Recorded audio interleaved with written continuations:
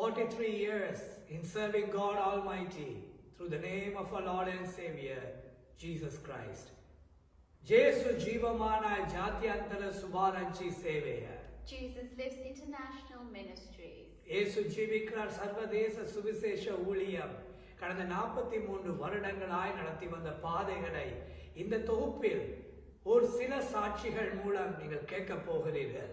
We are going to share with you today a few of the testimonies of the journey of Jesus Lives Evangelical International Ministries for the past 43 years. தேவனுடைய வசனம் சொல்லுகிறது, கர்த்தர் உங்களை நடத்தி வந்த பாதைகளை நினைத்து பாருங்கள் என்று சொல்லப்படுகிறது. For the word of God says, think of the journey the Lord has brought you through.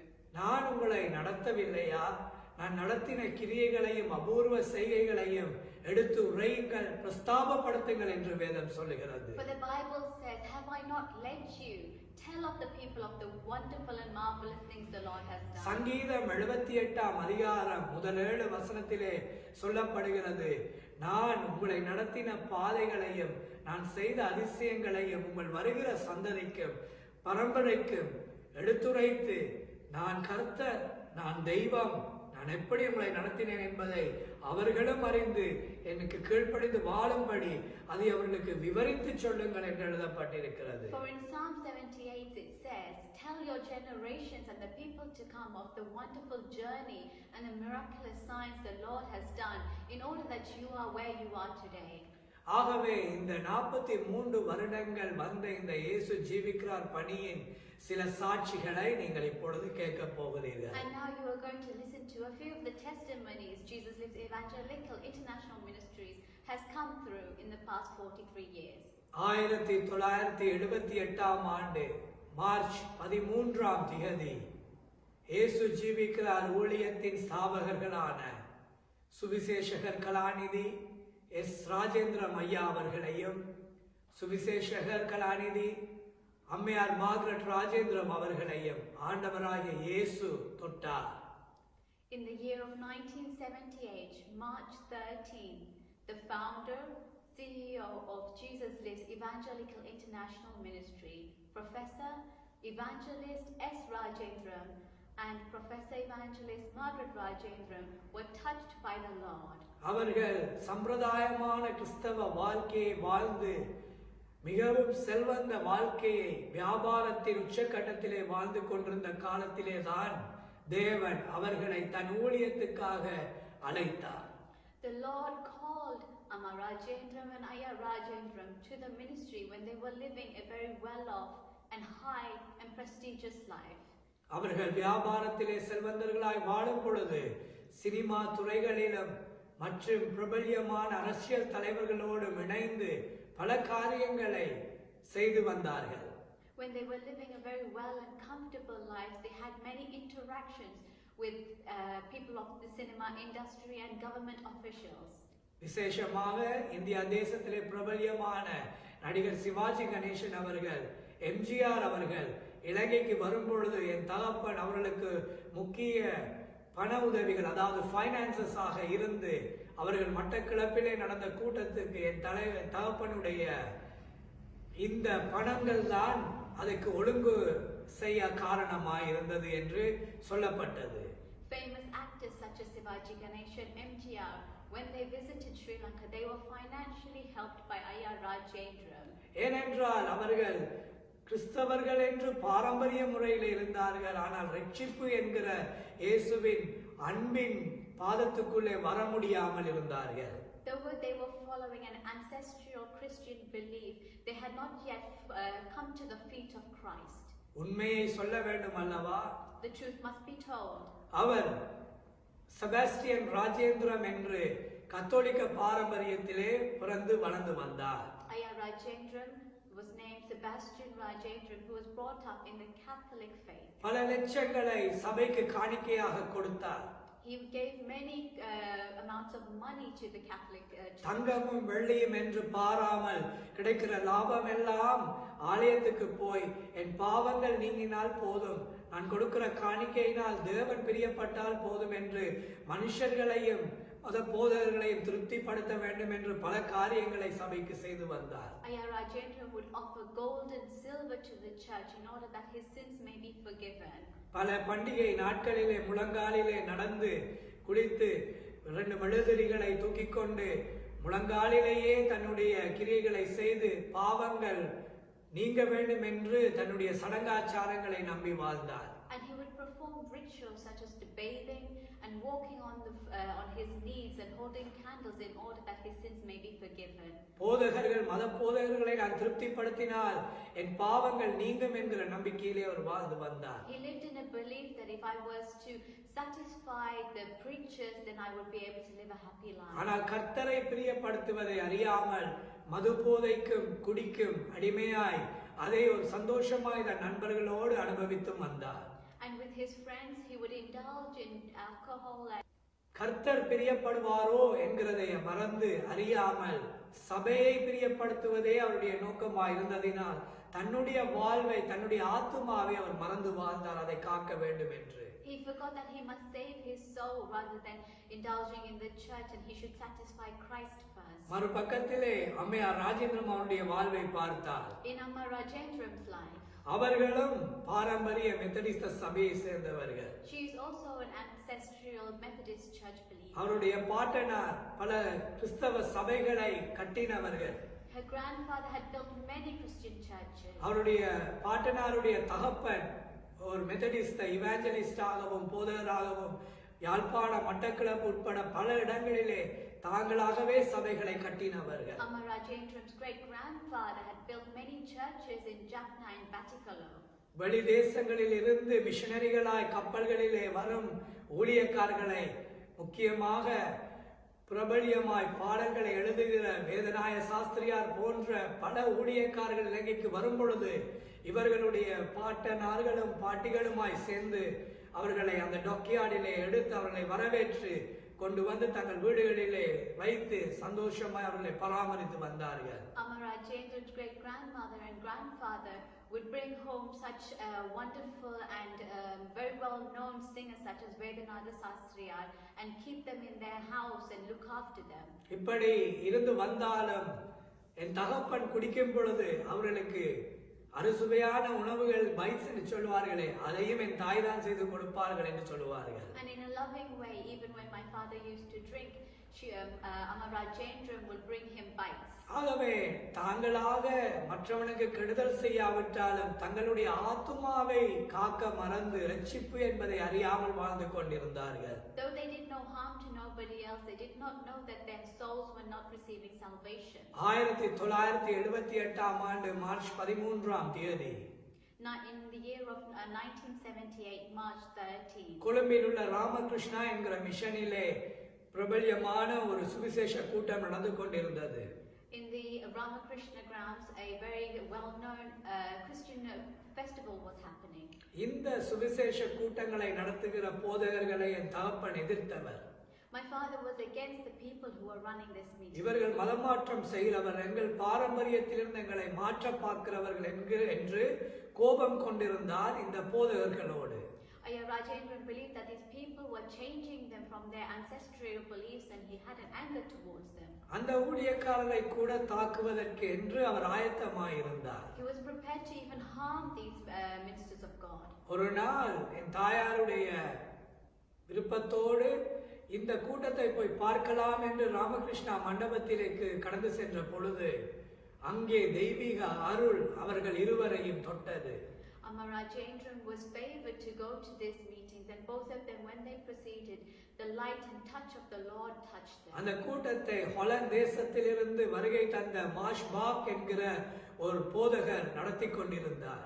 Marshbach, a preacher from Holland, was running these meetings. அப்பொழுது ஐயா ராஜேந்திரம் அவர்களை தேவனுடைய அபிஷேகத்தின் அன்பு தொட்டது.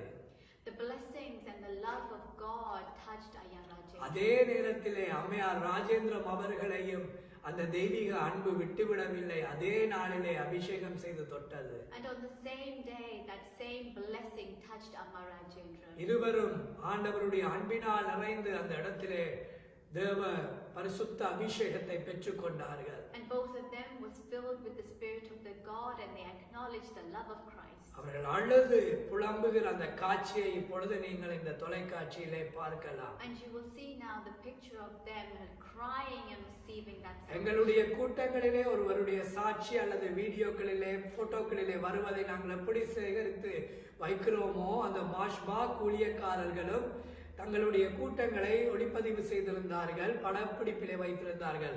அந்த நேரத்திலே எடுக்கப்பட்ட இந்த படம் தான் பின்பதாக ஐயா தேவனுடைய ஊழியத்தை செய்கிறார், சுவிசேஷகனாய் மாறிவிட்டார் என்று அவர்கள் அறிந்து இந்த படத்தை தங்களுடைய மேகசினிலே பிரசுரித்திருந்தார்கள். இதுதான் அந்த படம்.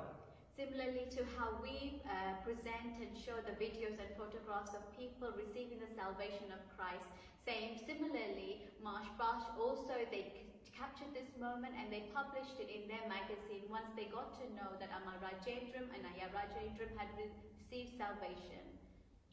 ஆகவே இந்த போட்டோவிலே நீங்கள் பார்க்கலாம், எவ்வளவாய் ஐயா ராஜேந்திரம் அவர்கள் அழுது கொண்டு கடைசி ஜெப வேளையில யார் நீங்கள் இயேசுவை நேசிக்கிறீர்கள், யார் இயேசுவுக்காக ஊழியம் செய்ய போகிறீர்கள் என்று கேட்ட பொழுது அவர் தன்னை ஒப்படைக்கிற காட்சியையும் ஐயாவுடைய கைக்கு கீழே கலர் ஒரு ரோஸ் மஞ்சள் சாரி அணிந்தவராய் ஐயாவுடைய கைக்கு கீழே அழுது கொண்டு வருகிறவர் தான் அம்மையார் ராஜேந்திரம் அவர்கள். அந்த படத்திலே நீங்கள் காணலாம். And now you can see in this picture, when asked who is ready to receive Christ and acknowledge the love of Christ, you see Ayya Rajendram lifting up his arms in tears and accepting that he knows Christ. And just below Ayya Rajendram's arm, you can see Amma Rajendram also crying in a sari, receiving Christ.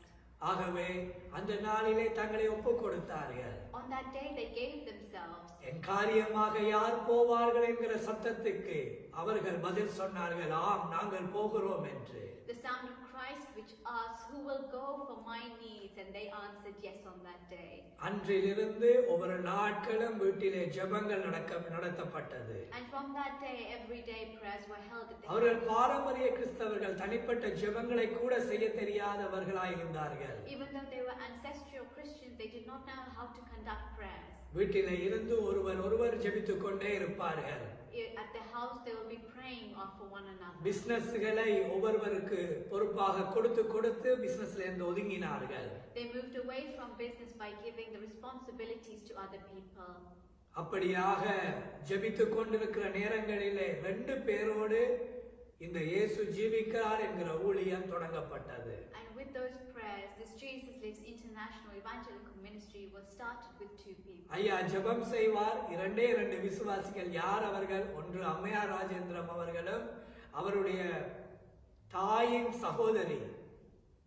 அவர்கள் 2 பேரும் தான் ஐயாவுடைய முதல் விசுவாசிகளாய் இருந்து வசனம் கேட்பார்கள். Ayya Rajendram would pray, and the 2 other believers were Amma Rajendram and Amma Rajendram's mother's sister. They would both listen to Ayya Rajendram preaching. ஜெபித்துக் கொண்டிருக்கும் பொழுதே யாரோ திடீரென்று வந்து கதவுகளை தட்டுவார்களாம். And while Ayya Rajendram was praying, people will come and knock on the door. யார் என்று திறந்து பார்த்தால் அவர்களுக்கு தேவ ஆவியானவரே இருப்பார், இல்லை என்றால் யாரோ ஒருவர் சொல்லியிருப்பார். ஐயா எந்த ஒரு அட்வர்டைஸ்மெண்ட்டும் செய்யவில்லை, ஆனால் தேடி வருவார்களாம். பிரதர் ராஜேந்திரம் இந்த வீட்டிலேயே இருக்கிறார், பாஸ்டர் ராஜேந்திரம் என்று.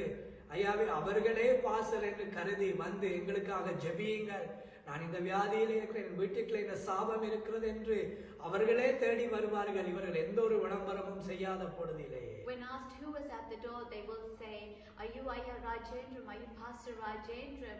The Lord has urged us, or someone has told us to come and see you. We need you to pray for us because we are ill-ridden. அப்படியாக ஜெபிக்கும் பொழுது அதே இடங்களிலே அற்புத அடையாளங்கள் நடக்க தொடங்கியது. And when prayed, that the miracles will happen in that exact spot. அந்த செய்தி மற்ற இடங்களுக்கு போனது. That news traveled. ஜனங்கள் திரண்டு வர தொடங்கினார்கள். People began to come. 31 31 upon 34. Fernando place என்று வியாபாரத்திலே வாங்கின அதே வீட்டிலே தான் இந்த ஊழியமும் ஆரம்பிக்கப்பட்டது. 31/34 Fernando Place is the exact same place that Ayya Rajendran bought with his business money, and the ministry was begun there as well. இந்த ஊழியத்திலே ரட்சிக்கப்பட்டு நன்மை பெற்ற பல லட்சக்கணக்கான ஜனங்கள் இந்த கோடீஸ்வரர்களாய் உலகமெல்லாம் வாழ்ந்து எவ்வளவோ உதவிகளை இந்த சபைக்கு செய்யும் பொழுது இன்றும் அம்மையார் ராஜேந்திரம் அவர்கள் வாசம் செய்வது ஐயா இந்த வியாபாரத்திலே வாங்கின அதே வீட்டிலே தான் இன்றும் அவர்கள் வாழ்ந்து கொண்டிருக்கிறார்கள். Though this ministry has brought salvation to many people who are very wealthy and they help the ministry so much, till this day Amma Rajendran still resides in the house Ayya Rajendran bought with his business money. அப்படி ஜெபங்கள் நடத்தப்படும் பொழுது வீட்டு நிரம்பத்தக்கதாய் ஜனங்கள் வர தொடங்கி விட்டார்கள். And when those prayers were held, the house would overflow with people. 1979ஆம் ஆண்டு அடுத்த வருடமே ஐயா அவர்கள் சுவிசேஷங்களுக்கு கடந்து சென்று விடுவார்கள். The following year, in the year of 1979, Ayya Rajendran began his outreach ministry. எப்படியாக பவுல் ஞானஸ்தானம் பெற்று தாமதமின்றி இயேசுவே இரட்சகர் என்று பிரசங்கம் செய்ய ஆயத்தமானானோ அப்படியே ஐயா அவர்களும் அம்மையார் அவர்களும் தாமதமின்றி தேவனுடைய பணியை ஆரம்பித்தார்கள். Just how we see in the Bible when Paul was baptized, he said there is no more time and he went out to minister. Similarly, Ayya Rajendran and Amma Rajendran, they said that there's no more time and they went out and began their ministry for Christ. அடுத்த வருடங்களிலேயே வீட்டிலே இடம் போதாததினால் வேறு வேறு சின்ன சின்ன மண்டபங்களை எடுத்து கூட்டங்களை செய்ய ஆரம்பித்தார்கள். கொழும்பு 13, கொழும்பு 14, கொழும்பு 15 இடங்களிலே மண்டபங்களை எடுத்து கூட்டங்களை நடத்தினார்கள். As the house was not accommodating to overflow of people, Ayya Rajendran and Amma Rajendran began taking out hires, halls, for people to come and listen to the message in Colombo 13, in Colombo 14 and 15. இத்தனையான அற்புத அடையாளங்கள் நடக்கதை கேட்டு கேட்டு அறிந்த ஜனங்கள் திரண்டு வர தொடங்கினார்கள். And when the people began hearing miraculous signs were happening, they were overcrowding and overflowing those places. 1979ஆம் ஆண்டு கடைசி காலத்திலே ஐயா அவர்கள் பிற மாவட்டங்களிலும் கூட்டங்களை ஆரம்பிக்க ஆயத்தமானார்கள். And in the year of 1979, at the end, Ayya Rajendran began his outreach ministry across the outstation. 1980ஆம் ஆண்டுகளிலே கிழக்கு மாகாணத்திலே விஷால பகிரங்க கூட்டங்களை ஆரம்பித்தார். And Ayya Rajendran began his eastern ministries in 1980. அதுவும் ஒரு மண்டபத்திலே மட்டுமல்ல ஒரு மைதானத்திலேயும் கூட்டங்களை ஆரம்பித்தார். And not just in a hall but in an open ground. அதிலே மட்டும் அவர்கள் நிற்காமல் போகும் இடத்திலே ஆண்டவர் ஏவினால் இந்த இடத்திலே நீ பேசு என்று ஒரு பெரிய பெரல் என்று உங்களுக்கு தெரியுமே, தகர பேணியிலே பெரிய நிலையில இருக்கிற பெரல், அதை திருப்பி போட்டு அதற்கு மேலே ஏறி நின்று கொண்டு பிரசங்கம் செய்வார். அற்புத அடையாளங்கள் நடக்கும். ஜனங்கள் தெருவிலே சுகமடைந்து ஆண்டவராகிய இயேசுவை ஏற்றுக்கொள்கிற நிலைகள் உண்டானது. And wherever they went, and when the Holy Spirit urged them that you must speak at this time, Ayya Rajendran would take a barrel and he would stand on top of that barrel and preach to the people, and in that area people would become healed. 2, 5, 10 பேரோ தன்னோடு வருகிற ஜனங்களை கூட்டிக் கொண்டு ஊழியங்களுக்கு கடந்து செல்வார். Whoever came, if it be 2 or 5 or 10 people, he would go and do that ministry. இப்படியாக ஊழியங்கள் கடந்து செல்லும் பொழுது கல்முனை, களுவாஞ்சிக்குடி, மட்டக்களப்பு போன்ற இடங்களிலும் சுவிசேஷம் ஆராதனைகள் நடைபெற்றது. And when these journeys were happening in Battikolo, in Kaluvanchikudi, those kind of places, those ministries were also happening. அந்த நாட்களிலே தாயார் இன்னும் ஒரு குழந்தையை தன் வயிற்றிலே வைத்திருந்த காலம். During those times, Amma Rajendran was bearing a child. அன்று அவரோடு ஊழியத்துக்கு சென்றவர்கள் சொல்லுவார்கள், வயிற்றிலே பிள்ளை, நிறை மாச பிள்ளையை வைத்துக்கொண்டு கையில துண்டு பிரதிகளையும் ஒரு பக்கத்திலே டம்பரின் அல்லது அந்த ட்ரையாங்கிளிலே அடிக்கிற அந்த உபகரணத்தை எடுத்துக்கொண்டு வீதியிலே நின்று பாடல் பாடி ட்ரக்ஸ் கொடுத்து தன் கணவன் பிரசங்கம் செய்வதை அம்மையார் அவர்கள் ஜனத்துக்கு அறியப்படுத்துவார்கள், வாருங்கள் இயேசு உங்களுக்கு விடுதலை தருவார் என்று.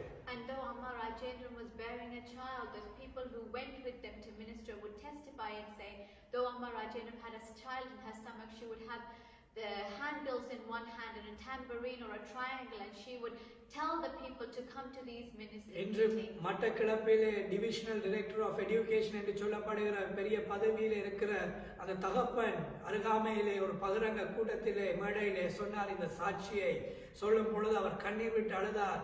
எப்படி தாயார் நிறைமாத கற்பிணியாய் நின்று கொண்டு வயல்களை கடக்கும் பொழுது முள்வேலிகள் இருக்குமா, அதாவது கம்பிகளிலே கட்டப்பட்ட வேலிகளிலே அவருடைய கால்கள் சில வேளை கீறுபட்டு இரத்தம் வடியுமாம். அதையும் கடந்து பாலேடி வேட்டை என்று சொல்லப்படுகிற கிராமங்களிலே கூட அவர் செய்த ஊழியங்களை விவரித்து கண்ணீரோடு சாட்சி சொன்னார்கள். A dearly beloved brother from Batsiklo would give a testimony saying that even though Amma Rajendra was bearing a child, when they crossed the field, she would have to cross over barbed wires, and at that time her legs would be torn and they would be bleeding. But even though she still went ahead and did the ministry.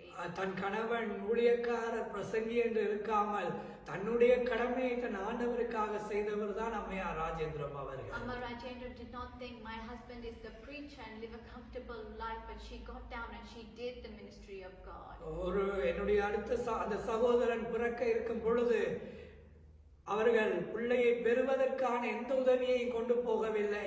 ஐயாவோடு ஊழியங்களுக்கு போய்விட்டார்கள். ஆனால் ட்ரெயினிலே போகும் பொழுது பிரசவ வேதனை உண்டாகிவிட்டது. When the child was going to be born, they did not prepare anything. They just left to go to the ministry, and when they were on the train, the birthing pain started. ஆகவே அந்த களுவாஞ்சிக்குடி என்கிற கிராம இடத்திலே சென்று ஐயா அவர்கள் கூட்டத்துக்கு சென்று விட்டார். தாயாருக்கு பிரசவ வேதனை வந்து அவரை ஆஸ்பத்திரிக்கு எடுத்துக்கொண்டு போய் விட்டார்கள். And Ayya Rajendra, when he went for the ministries in Kalivanjikudi, Amma Rajendra began to get her birthing pains. ஐயா ராஜேந்திரமும் இல்லை பக்கத்திலே, உறுதுணையாய் சகோதர சகோதரிகளும் இல்லை. ஓர் இந்து கோவிலின் தலைமைத்துவத்தை வைத்த மாணிக்க வாசகர் என்கிற ஒரு தகப்பன், அவர்தான் உடனே அம்மாவை தன்னுடைய காரிலே ஏற்றி ஆஸ்பத்திரிக்கு களுவாஞ்சிக்குடி ஆஸ்பத்திரிக்கு எடுத்து சென்றிருக்கிறார். Ayya Rajendra was not near Amma, and neither were any of her siblings, but a very well-known brother called Manika Vasan, who was the head of a temple. He placed Amma in his car and took her to the hospital. அவருடைய கடையை திறந்துதான் துணிகளையும் ஓடிக்குலோன் போன்ற பொருட்களை எடுத்துக்கொண்டு அவர் பின்னதாக ஓடுகிறார். The brother opened his shop and took all the essentials needed for the child. அப்படி ஒவ்வொரு பிள்ளைகளும் சுவிசேஷ கூட்டங்கள் நேரத்திலே பிறந்தவர்கள். And similarly, every child was born during a gospel meeting. தாயார் அந்த பிள்ளையை பெற்று ஒரு வைக்க ஒரு கொட்டில் கூட இல்லாமல் ஒரு தகர பெட் என்று சொல்லப்படுகிற ஒரு கட்டிலே கிடத்தி வைத்திருந்தார்கள் என்று சொல்லி கண்ணீர் விட்டு சாட்சி சொல்லுவார்கள். Sometimes Amma Rajendra will tell of her testimony of how she didn't even have a bed or a cot to lay the child. அப்படியாக ஆனாலும் அதை எடுத்துக்கொண்டு அடுத்த ஊழியங்களுக்கு ஆயத்தமாகுவார்கள். But even with that, she would go to her next ministry. ஆகவே இப்படி ஐயா அவர்கள் பிரசங்கம் செய்து அவருக்கு செய்தி போகும் பிள்ளை பிறந்து விட்டது என்று, ஆனால் கூட்டத்தை முடித்து எத்தனை நாட்கள் கூட்டமோ அதை முடித்து விட்டுதான் வந்து பார்ப்பார்கள். Ayya Rajendra will receive the news that the child has been born, but he will not leave until the ministry is completely and fully finished. ஒரு நாள் அந்த சகோதரன் சாமுவேல் அடுத்த சகோதரனை பெற்று அவர் வயிற்றிலே வைத்துக் கொண்டிருக்கும் பொழுதுதான் தாயார் மூலம் தேவன் செய்த முதலாவது அற்புத அடையாளம் தொடங்கியது. When Amma Rajendra was pregnant with brother Samuel Rajendra, that's when God used Amma to do a miracle. பிள்ளையை பெற்று கையிலே வைத்து ஜெபித்துக் கொண்டிருக்கும் பொழுது ஐயா பிரசங்க மேடையிலே செய்து கொண்டிருக்கிறார். இன்னொரு கிராமத்திலே ஜனங்கள் எல்லாரும் அங்கே சென்று விட்டார்கள். ஒரு இரிகேஷன் ஆபீசர், பிரதர் டேவிட் என்று சொல்லப்பட ஒரு இரிகேஷன் ஆபீசர் தன் மனைவியை சைக்கிளில் ஏற்றிக்கொண்டு அந்த மனைவி இழைத்து மரண தருவாயிலே இருக்கும் பொழுது ஐயாவை தேடி அவர்கள் ஓடி வருகிறார்கள். ஆனால் ஐயா ராஜேந்திரமும் அங்கே இல்லை, அவர் மேடையில் பிரசங்கம் செய்து கொண்டிருக்கிறார். அப்பொழுது தாயார் கேட்கிறார்கள், பிள்ளையை ஏந்தி கொண்டு ஏன் எதற்காக வந்தீர்கள்? அப்பொழுது அவர்கள் சொல்கிறார்கள், என் மனைவி மரண தருவாயிலே இழைப்பு வியாதியிலே கடைசி நிலையில நிற்கிறார் என்று சொன்ன பொழுது ஆவியானவர் ஏவுகிறார், நீங்கள் இப்பொழுது ஜெபியுங்கள் என்று. அப்பொழுது தாயார் அவர்களுக்கு ஜெபிக்கிறார்கள். அதே நேரத்திலே அந்த பெண் இழைப்பு வியாதியில் இருந்து விடுதலையாகி சுகமடைந்து அதே இடத்தில் எழுந்து அவரும் தாயாருக்கு பக்கத்திலிருந்து ஜெபிக்க தொடங்கி விட்டார்களாம். And when Amma Rajendra had given birth to brother Samuel Rajendra, and she was holding him in her arms, a dearly beloved brother called brother David, who was an irrigation officer officer had brought his wife in search of Brother Rajendram for him to pray for his wife, but Ayya Rajendram was on the stage and he was preaching. At that moment, the Holy Spirit urged Amma Rajendram, pray for the woman. And when Amma Rajendram prayed, the lady was healed and they began praying with Amma Rajendram at the residence. அவர்கள் தான் எங்களுடைய பாலேடி வேட்டை என்று சொல்லப்படுகிற யுத்தம் நடந்த பிரதேசத்தின் கிளை சபையை நடத்த பொறுப்பு கொடுக்கப்பட்டவர்கள் பின்பு காலத்திலே. And in the later times, that same brother was given the responsibility of looking after the branch church in Paledi Vete. கோயில் தலைவர் என்று சொன்னோமே போது பிரதர் மாணிக்கவாசர் அவர்தான் இன்று களுவாஞ்சிக்குடி சபையின் தலைமை போதகராக இருக்கிறார். And the brother who was the head of the temple, Brother Manikavasan, is now the head of the Batikala branch in Kaluvanjikudi. ஆகவே ஏன் சொல்லுகிறோம் என்றால் அவர்கள் நடந்த நிலைகளை பார்த்து கடவுள் செய்த அற்புதங்களை கண்டு தங்கள் வாழ்க்கையை ஒப்புக் கொடுத்து இன்று ஊழியக்காரர்களாய் வேலை செய்து கொண்டிருக்கிறார்கள். They have seen the miraculous signs that the Lord Jesus Christ have done and they gave themselves to the ministry of God. அதேபோல் 1980 ஆண்டு and similarly in 1980 ஐயா அவர்கள் சுவிசேஷம் பேசினது மட்டுமல்ல, இலங்கை தேசத்திலே கர்த்தருக்காக வைராக்கியம் பாராட்டியதிலே ஒரு முக்கிய நிகழ்வு நடந்தது. Ayya Rajendram is not known only for his preaching but for standing up for the name of the Lord. Sai என்று சொல்லப்படுகிற ஒரு மனிதன், சாய் பாபா என்று உலகத்திலே பிரபல்யமான ஒரு மனிதன் தன்னை கிறிஸ்து என்று 1980 ஆண்டு பிரகடனப்படுத்தினார். In the year of 1980, a man called Sai Baba claimed himself as being Christ. அவர் ஒரு மத போதகராய் சொல்லியிருந்தால் பரவாயில்லை, அவர்தான் கிறிஸ்து என்று தன்னை ஏற்றுக்கொண்டு உலகத்துக்கு சொன்னார். He did not just call himself a preacher, but he told the world that he was Christ. அதை அவர் அந்த போதகர் அல்ல, அந்த மதத்தின் நபர் இலங்கைக்கு வர வேண்டும், நான் கிறிஸ்துவாக வருவேன் என்று சொல்லி ஜே.ஆர். ஜெயவர்தன என்கிற தலைவருடைய காலத்திலே முயற்சி எடுத்தார் இலங்கைக்கு வருவதற்கு. And he tried to come to Sri Lanka under the influence of J.R. Jayavardhana to Sri Lanka and claiming that he will come in the form of Christ. எல்லாரும் அவரை நம்பி இருந்தார்கள். Everyone believed in him. ஆனால் ஐயா ராஜேந்திரம் அவர்கள் ஒருவர் தான் சொன்னார், இவர் கிறிஸ்து அல்ல. But Ayya Rajendram was the only one who said he is not Christ. இயேசு ஒருவரே கிறிஸ்து. Jesus only is Christ. இவர் கிறிஸ்து என்கிற பெயரிலே இலங்கைக்கு வர நாங்கள் அனுமதிக்க மாட்டோம். We will not allow him to come in the name of Christ to Sri Lanka. இலங்கை முழுவதில் உள்ள எல்லா திருச்சபைக்கும் ஐயா கடிதங்களை அனுப்பி உபவாச ஜெபங்களை ஆயத்தம் பண்ணினார். Ayya Rajendram wrote letters to all across of Sri Lanka. 72 மணித்தியால உபவாச ஜெபங்கள் நடைபெற்றது. And he claimed that he told everyone to be fasting for 72 hours. அவர் ஒரு மத தலைவனோ மத போதகனாய் வந்தால் பரவாயில்லை, அவர் கிறிஸ்துவாய் வர நாங்கள் அனுமதிக்க மாட்டோம் என்று அரசாங்கத்துக்கு வற்புறுத்தல் கொடுத்தார். And he gave a warning to the government saying that we will not allow him to come in the name of Christ into this country. அந்த நபர் மரணம் வரையும் இலங்கையிலே கால் வைக்கவே இல்லை. Until death, that man did not lay his foot into Sri Lanka. இந்த செய்தி government அரசாங்கத்துக்கும் எல்லா கிறிஸ்தவ சமுதாயத்துக்கும் கடந்து சென்றது. And this news went all the way to government and Christian society. ஆண்டவருக்காக அன்று எஸ்தர் முன்னதாக போன பொழுது எப்படி முழு சமுதாயமும் காக்கப்பட்டதோ அதே போல ஐயா அவர்கள் அன்று வைராக்கியமாய் நின்றதினால் பல அசுத்த கிரியைகள் தேசங்களுக்குள்ளே வரவிடாமல் அந்த காலங்களிலே காத்து கடவுள் நடத்தி வந்தார். Similar to Esther in the Bible when she went forward for her people, similarly Ayya Rajendram when he went for the name of Christ, Sri Lanka was saved. 81 ஆண்டிலே in 1981 மீண்டும் ஆண்டவர் பல தீர்க்க தரிசனங்கள் மூலம் ஐயாவை பாவிக்க தொடங்கினார். The Lord began to use Ayya Rajendram through many prophecies. விஷாலமான மண்டபங்களை எடுத்த நிலைமை மாறி ஸ்டேடியம்களையும் பகிரங்க கூட்டங்களை செய்ய வேண்டிய நிலைமை உண்டானது. And the situation went from taking halls to renting out huge stadiums.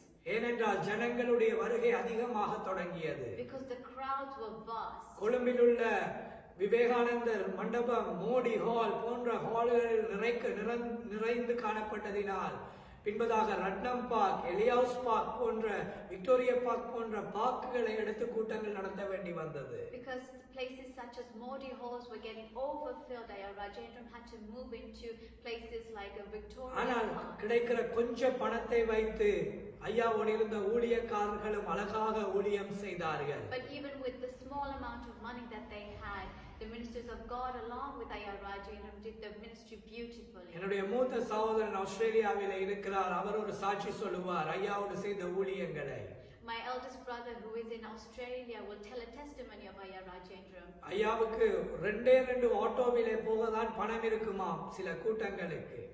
Ayya Rajendram will only have money enough to send 2 autos. ஆகவே அந்த ஒரு ஆட்டோவிலே ஒரு ட்ரைசைக்கிளிலே போக எல்லா பாய்கள், விரிக்க வேண்டிய பாய்கள், துணிகள் எல்லாவற்றையும் அடித்து டம்ப் பண்ணி எல்லாம் வைத்து அடக்கின பின்பதாக இந்த சகோதரன் சிறியவராய் இருந்ததினால் அவரை எல்லாருக்கும் மேலே அந்த இடைக்குள்ளே அந்த ஷீட்டுக்கு இந்த பாயலுக்கு இடையிலே வைத்து இறுக்கி விடுவார்களாம்.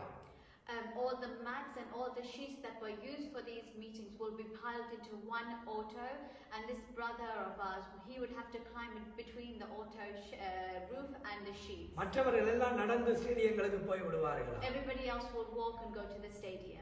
அங்கே போய் இந்த ஆட்டோக்குள்ள இருக்கிற பாய்களை விரித்து ஆயத்தம் பண்ண வேண்டும் என்று சொல்லுவார்கள். And when they get to the stadium, they will take out all the mats and prepare. அசுத்தாவி பிடிக்கப்பட்டவர்கள் எச்சிகளை வாந்திகளை எடுப்பார்கள். எல்லா அழுக்கும் அதிலே இருக்கும். And people who are evil possessed, they will begin to vomit and spit in the நோய்வாய்ப்பட்டவருடைய சரத்தில் தோள்கள் உரிந்து சிதறுகள் வடிந்து ரத்தம் வடிந்து எல்லா இடமும் பரவிப்பட்டிருக்கும். And those who come with illnesses, they will bleed and all their pus will be on the mat. ஆராதனை முடிய எல்லாரும் இருந்து கழுவ வேண்டும் என்று சொல்லுவார். After the meetings are finished, everyone has to clean the mat. ஐயா கிடைக்கிற ஒவ்வொரு பணங்களையும் துண்டு பிரதிகள் அடிக்கவும் மண்டபங்களை எடுக்கவும் என்று கொடுத்து கொண்டே இருப்பார். And with all the money that Ayya Rajendram received, he will book stadiums and print hand leaflets. அந்த காலங்களில் என் சகோதர சகோதரிகள், முக்கியமாக என் 2 சகோதரிகளுக்கும் சரீரம் முழுவதும் புண்கள் வரத் தொடங்கி விடுமா. And at that time, my 2 sisters will begin to get illnesses and sores on their body. எங்கள் சகோதரர்களுடைய சரீரங்கள் இந்த ஷர்ட்டை கழட்டி பார்ப்பீர்கள், ஆனால் எங்கள் உடம்பில் எல்லாம் பெரிய பெரிய கொப்புளத்தின் அடையாளங்கள் இருக்கும். And on their body, they will have huge sores on their body. ஏனென்றால் இங்கே ஊழியத்தில் அற்புத அடையாளங்கள் நடக்கும் பொழுது வீட்டிலே சோதனை தொடங்கிவிடும். And when the stadiums, when there are miraculous signs happening, there will be trials and tribulations at home. அந்த நாட்களிலே வீட்டிலே வைக்க விட முடியாமல், ஏனென்றால் வீட்டிலே இடமும் இல்லை, வசதியும் இல்லை. ஏனென்றால் எல்லா பணமும் ஊழியத்துக்கு போய்விடும். தாயார் பிள்ளைகளை எடுத்துக்கொண்டு அவருடைய சகோதரன் யாழ்ப்பாணத்தில் இருக்கிற வீடுகளுக்கு கடந்து போவாராம். And because there was not enough money or funds to look after the children, Amma Rajendram will take the children and go to Jaffna to stay with her siblings. அந்த சகோதரனுடைய வீட்டுக்கு அருகே கடல் இருக்கிறதா? In front of that brother's house there will be a அப்ப sea. இந்த சகோதர சகோதரிகளுடைய உடம்பில் இருக்கிற புண்களுக்காக அந்த உப்பு தண்ணீரிலே கொண்டு அவர்களை கழுவுவார்களா? And Amma Rajendram will take her daughters in order that they may wash themselves. அப்பொழுது அவர்கள் கதறி அழுது புலம்பி அழுது புலம்புவார்கள் என்று And the சொல்லப்படுகிறது. children will cry and wail in the pain. அவ்வளவுக்காக சரீரம் முழுவதும் புண்கள். Across their whole body there will be ஆனால் sores. கூட்டத்திலே அற்புத அடையாளங்கள் ஏராளமாய் நடக்கும். But in the meetings great and marvelous சப்பானிகள் miracles will happen. நடப்பார்கள், குருடுகள் பார்வையடையும், பிசாசுகள் வீதிகளிலேயும் பஸ் ஸ்டாண்டுகளிலேயும் தூரடங்களிலேயும் விழுந்து கொண்டு மீட்டிங் ஸ்டேடியங்களிலே போடுவார்கள். ஆனால் வீட்டிலேயோ உபத்திரவம் தாங்க முடியாத காலம். At the meetings, the lame will walk, the blind will see, and those who are ridden with evil spirits will be delivered. But at home, there will be great illnesses and tribulations. அந்த சோதனை காலத்திலே தாங்க முடியாத வேதனைகளும். There's so many things that cannot be taken even through those. அதிலே அடுத்த சகோதரன் ஆஸ்திரேலியாவில் என்றார். அவரை தாயார் வயிற்றிலே வைத்திருக்கும் பொழுது ஒரு நாள் யாழ்ப்பாணத்திலே உட்கார்ந்து அழுது கொண்டிருந்தார் இரவு வேளையிலே. When Amma Rajendram was pregnant with another brother, she was sitting in front of the house and crying. அப்பொழுது ஐயா ராஜேந்திரம் அவர்கள் சுவிசேஷ கூட்டம் முடித்துவிட்டு தாயாரை ஒரு வாரம் போய் பார்த்துவிட்டு மீண்டும் கொழும்புக்கு சென்று அடுத்த கூட்டங்களை செய்வார்கள். Ayya Rajendram had just finished a meeting and came and saw Amma Rajendram for 1 week and gone back to Colombo to do another meeting. அப்பொழுது வயிற்றிலே ஒரு பிள்ளை. At that time she was bearing another child. 1.5 வருஷம் 2 வருஷத்துக்கு முன்பாக பிறந்த பிள்ளை கையிலே வைத்து அவர் அந்த முற்றத்திலே விடிய 4 மணி போல உட்கார்ந்திருந்து ஆண்டவரிடம் ஜெபித்துக் கொண்டிருக்கும் பொழுது அழுதாராம். ஆண்டவரே, வியாபாரத்திலே இவ்வளவு வல்லமையாய் வளர்ந்து சுகபோகத்தோடு வாழ்ந்த எங்களுக்கு இவ்வளவு சோதனையா, ஒரு வேளை ஆகாரம் கூட இல்லாத அளவுக்கு உமக்கு வந்த பின்பதாக ஏன் இந்த சோதனைகள், ஏன் இந்த கவலை, ஏன் இந்த கண்ணீர், ஏன் இந்த அவமானம் என்று அழுவாராம். At that time, Amma Rajendran was pregnant and she was also holding a child which had been born a year and a half ago. And she was wailing to the Lord saying, Lord, we live such a well and prestigious life. Why are we having so much tribulations after coming to the ministry? பிசினஸிலே இருக்கும் பொழுது மற்ற ஆயிரமான ஜனங்களுக்கு ஆகாரம் கொடுத்தவர்களுக்கு தன் சொந்த பிள்ளைகளுக்கு கொடுக்க நல்ல ஆகாரம் இல்லை என்று அழுவாராம். When we were in the business, we gave food to many thousands of people, but now we've come to the ministry, we are not able to give our own children food. ஒரு திடீரென்று ஆண்டவருடைய அன்பின் சத்தம் கேட்க தொடங்கினதா. And at that moment, the loving sound of the Lord was heard. ஏதோ நெருப்பிலே எரிவது, இந்த மரக்குச்சிகள் எரியும் பொழுது டிக்டிக்னு உடையுமே, அப்படி சத்தம் விடிய 4 மணிக்கு அவருக்கு முன்பாக கேட்கிறதா. And at 4 o'clock in the morning, Amma Rajendran is able to hear like twigs on fire. கண்களை துறந்து பார்த்தால் அந்த அவர் இருப்பதற்கு ஒரு 20-30 அடிக்கு முன்பதாக பெரிய ஒரு மரம் நெருப்பிலே இருந்து கொண்டு வெடித்து கொண்டு இருந்து கொண்டிருக்கிறதா. As Amma Rajendran opened her eyes, before her a tree and a bush was on fire. அவர் நினைத்தாராம், ஐயோ இந்த நெருப்பு பத்தினால் பக்கத்துல இருக்கிற மரம் எல்லாம் எரிய போகிறது. At that time, Amma thought, oh dear, the nearby bushes and trees are going to catch fire. நீங்கள் அறிவீர்கள், வடக்கு இடங்களிலே ஓலைகளிலே வேலி அடைத்திருப்பார்கள். அப்பொழுது இந்த நெருப்பு எல்லாவற்றையும் எரித்து விடுமே, பிள்ளையோடு வீட்டுக்குள்ளே ஓடி விடுவோமா என்று நினைக்கும் பொழுது. And in these outstations, many of the gates are made of palm leaves. அப்படி பயப்படும் பொழுது, and when she was scared that it might also catch flames, அவன் போக ஆயத்தமாகும் பொழுது ஆண்டவருடைய சத்தம் அந்த நெருப்பின் செடிகளில் இருந்து கேட்கிறது. and at that moment the sound of the Lord was heard through that flame. உங்கள் வைராக்கியங்களை நான் பார்த்திருக்கிறேன். The Lord said, I know your persuasion.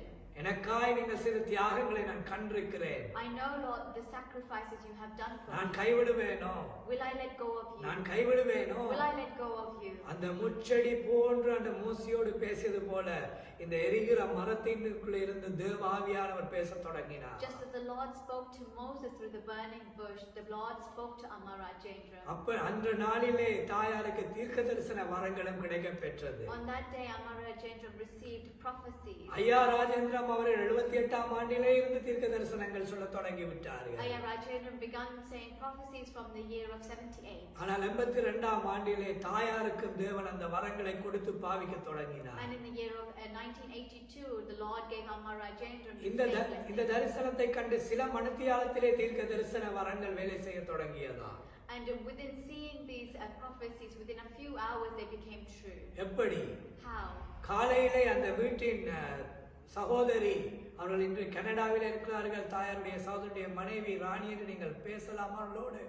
அவர் முற்றத்தை கூட்டிக் கொண்டிருக்கும் பொழுது தேவாவியானவர் சொன்னாராம், இந்த வீட்டுக்குள்ளே சூனியம் செய்யப்பட்டிருக்கிறது, அந்த முற்றத்தின் வாசலில் இருக்கிற மண்ணை கிண்டும்படி சொன்னாராம். The Lord said to dig up in front of the house because someone has done witchcraft. அப்பொழுது அவர்கள் சொன்னார், இல்லை, இது இந்த வீட்டிலே ஒன்றும் இல்லை என்று சொன்னாராம். At that time they said, no, there's nothing here.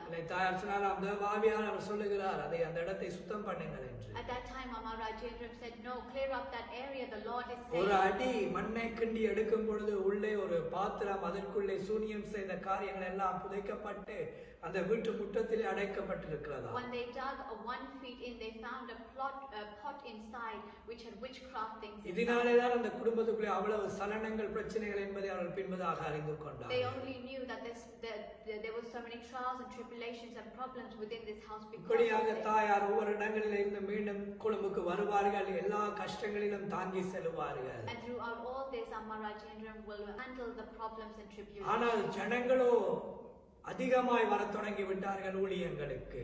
And people vastly began coming to them. அநேக ஊழியக்காரர்களும் ஐயாவோடு சேர்ந்து ஊழியம் செய்ய And தொடங்கினார்கள். many ministers of God began preaching with அரசாங்கம் வரையும் செய்து போனது. கூட்டங்களுக்கு அரசியல் தலைவர்கள் வந்திருப்பார்கள். government officials began coming to these meetings. அந்த காலங்களிலே பெரிய தலைவர்களாக இருந்த பிரேமதாஸ் என்கிறவர் வருவார் கூட்டங்களுக்கு.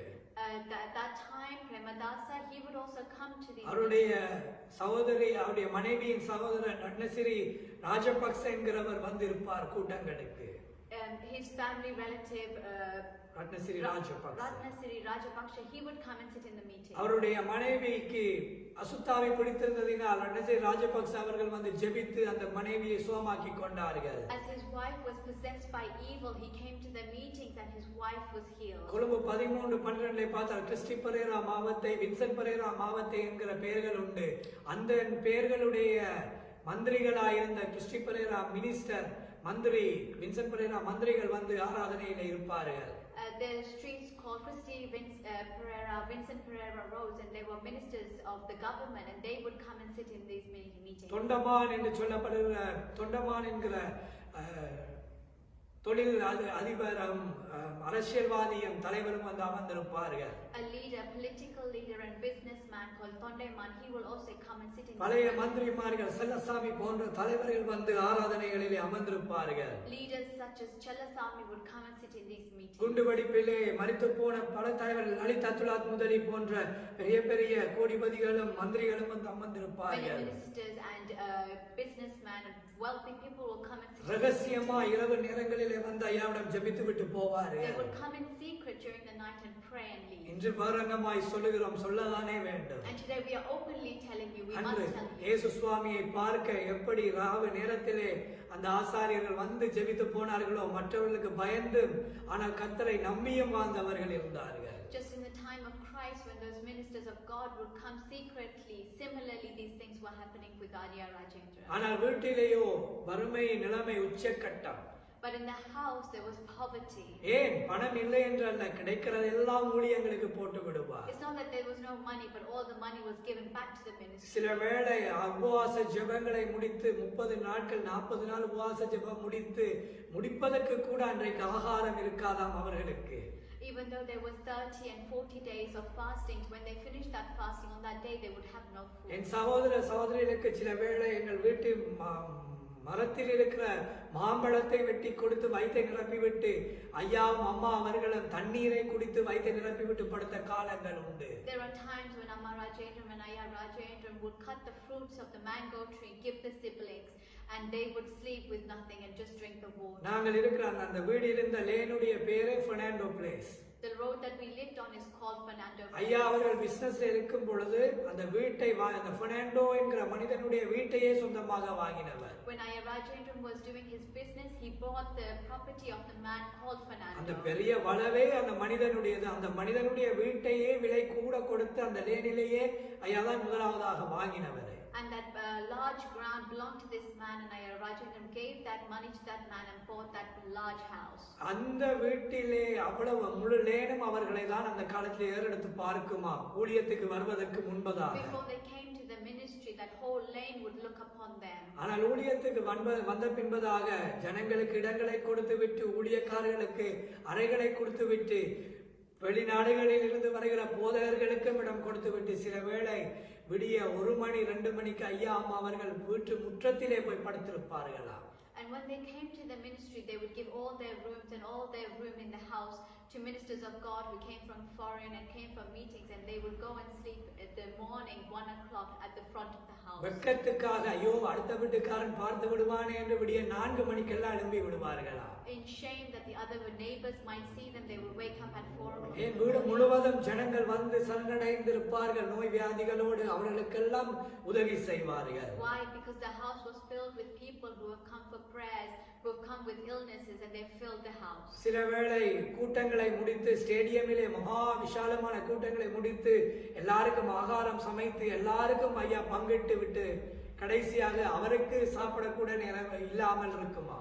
And once they finished vast meetings, and they would put food for everybody who came, but Ayya Rajendram and Amma Rajendram would not have food to eat. சில நேரம் கூப்பிட்டு அதில் இருக்கிற வாலிப பிள்ளைகளுக்கு கொடுத்து அனுப்புவாராம் இந்த சின்ன கிளாஸ் பாட்டில்களை.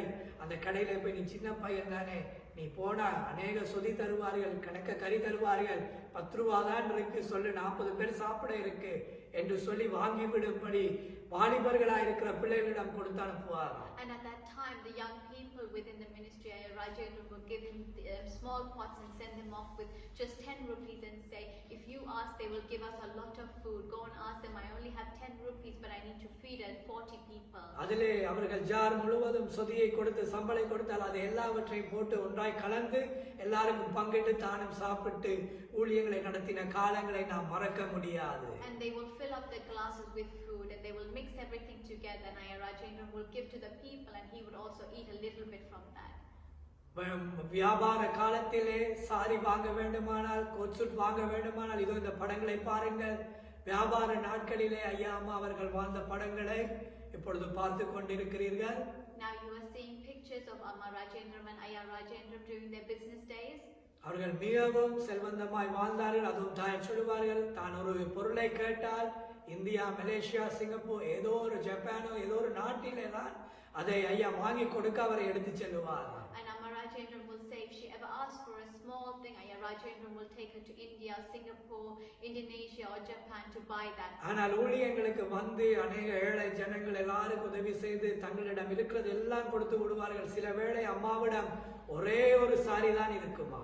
And once they came to the ministry, they gave everything that they had to other people. And Amma Rajendram will say that she sometimes only had one sari. காலையிலே கூட்டம் இருந்தால் அதை போட்டு உடுத்திவிட்டு பகலிலே வந்து நைட்டியை போட்டு விட்டு துவைத்து காய வைத்து சாரி அயன் பண்ணி மாலையிலே அதே சாரியை கட்டிவிட்டு போவார்களாம் ஐயாவோட ஊழியங்களுக்கு. In the morning, Amma Rajendram will come and she will wear that sari, and in the evening she would wash it and be prepared for the next ministry. அப்படியாக எல்லாவற்றையும் சமூக வேலைகளுக்கு தங்களை தியாகம் பண்ணின ஊழியக்காரர்கள் தான் ஐயா ராஜேந்திரம் அவர்களும் அம்மையார் ராஜேந்திரம் அவர்கள். Ayya Rajendram and Amma Rajendram gave themselves fully to all the ministries of God. சில வேளை அம்மையாருடைய சகோதரன் மால்டீவ்ஸில் இருந்து 3-4 சாரிகளை சேர்த்து அனுப்பி விடுவாராம். Sometimes Amma Rajendram's brother would send 3-4 saris from the Maldives. அவர் சந்தோஷப்படுவாராம், அப்பா கர்த்தர் என் ஜெபத்தை கேட்டு பல ஆடைகளை எனக்கு தந்திருக்கிறார் என்று. And Amma Rajendram will be happy, the Lord has heard my prayers and he has given me. திடீரென்று ஆண்டவர் ஏவுவாராம், இன்று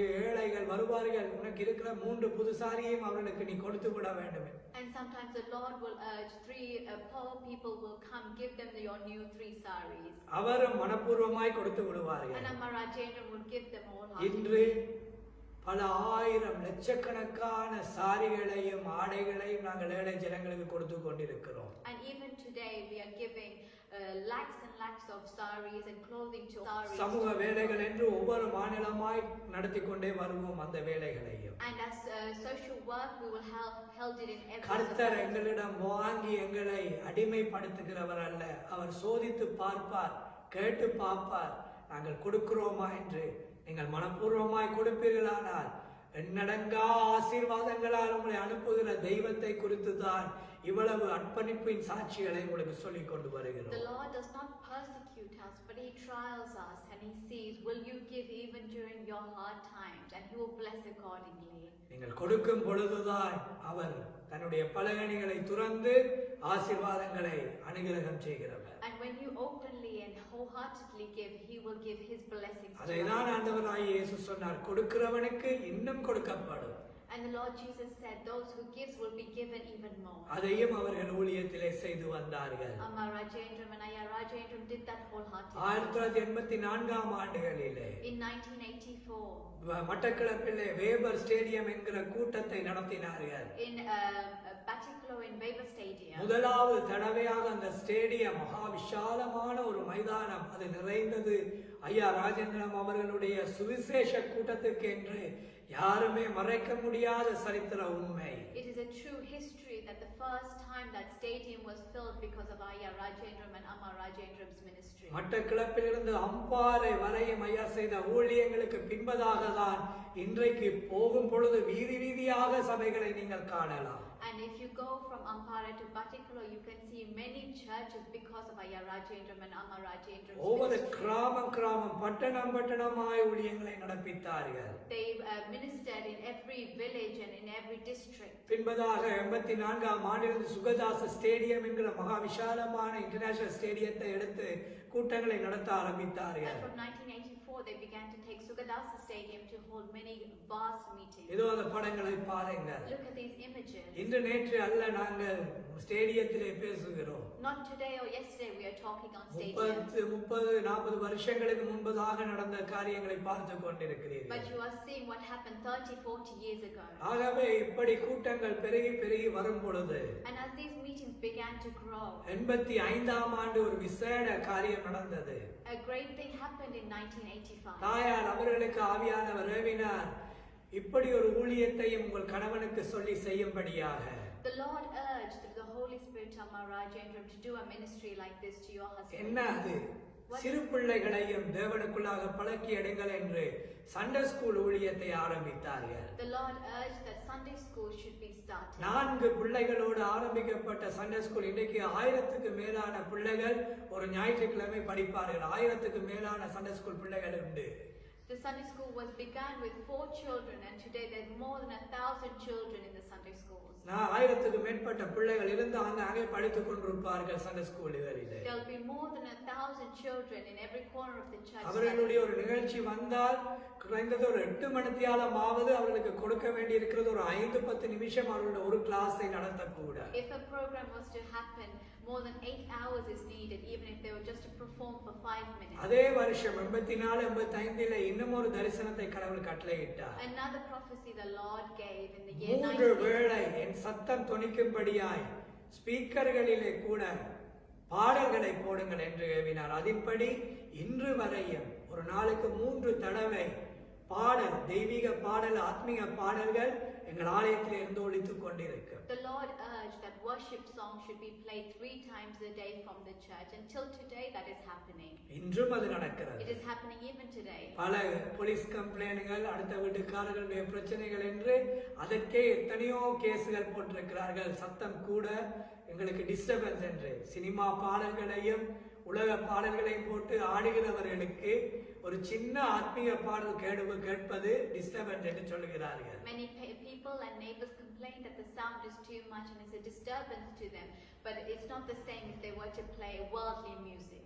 ஆனாலும் அந்த ஊழியம் நடைபெற்றுக் கொண்டே இருக்கிறது. But that ministry is still continuing. இவையெல்லாம் 84-85ஆம் ஆண்டுகளிலே தொடங்கின வேலைகள். This all began in 1984 to 1985. சில வேளைகளிலே ஊழியங்களிலே பாடுகள் கஷ்டங்கள் வரும் பொழுது, Sometimes in the ministry when trials and tribulations come, 85ஆம் ஆண்டு ஆண்டவரிடம் ஐயா அவர்கள் போராடினாராம், நான் உமக்காக எல்லாவற்றையும் விட்டு வந்தேன், என் வியாபாரம், என் பணம், என் தொழில், என் அந்தஸ்து, என் வசதி எல்லாம் விட்டு உமக்காக சேவை செய்தேன், ஏன் இன்னும் உபத்திரவங்கள் தொடர்ந்து வருகிறது என்று. In 1985, Ayya Rajendram asked the Lord, though I left my business and came to you, why are you still trialing and tribulating me? தானியேல் தீர்க்கதரிசன புஸ்தகத்திலே எழுதப்பட்ட கடைசி காலத்தின் வெளிப்பாடு அன்று ஐயாவுக்கு வெளிப்படுத்தப்பட்டு அதை அவர் விவரித்து புஸ்தகங்களாய் வெளியிட்டார். The revelations that were happening in the book of Daniel were revealed to Ayya Rajendram, who he then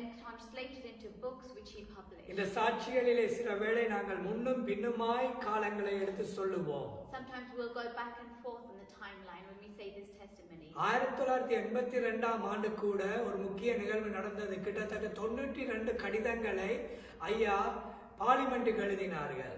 In 1982, Ayya Rajendram wrote 2 letters to Parliament. சொன்னார், இந்த நாட்டிலே மதக்கலவரம் வரப்போகிறது. He told the government that there's going to be a racial interference in இனக்கலவரம் வரப்போகிறது. There's going to be a racial interference. மகா ரத்தம் சிந்துதலை நான் காண்கிறேன். You are going to see great bloodshed in this country. இலங்கை நாட்டு அரசாங்கம் நீதி செய்ய வேண்டும், தமிழ் ஜனங்களுக்கும் சிங்கள ஜனங்களுக்கும், இல்லாவிட்டால் இனக்கலவரம் வரப்போகிறது என்று சொன்னார். The Sri Lankan government should be fair to the Tamil and the Sri Lankan people, otherwise there's going to be a racial conflict. இதற்கு சாட்சி தொண்டமான் என்கிற சீனியர் தொண்டமான் அவர்களும் செல்லசாமி என்கிற அமைச்சரும்.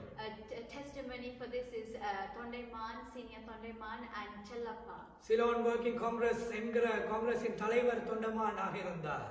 Ceylon Congress, he was the leader, Kondaman. அவர் அந்த கூட்டத்திலே கலந்து கொண்டு இந்த செய்தியை அரசாங்கத்துக்கு சொன்னார். He was joined in this meeting and he told the government of this. அரசாங்கம் அதை வேடிக்கையாக ஏற்றுக்கொண்டது. The government did not accept this. 83ஆம் ஆண்டு இனக்கலவரம் தொடங்கியது. In 1983, a racial conflict began. Sinhala Tamil ஜனங்கள் என்று மாண்டு போனார்கள்.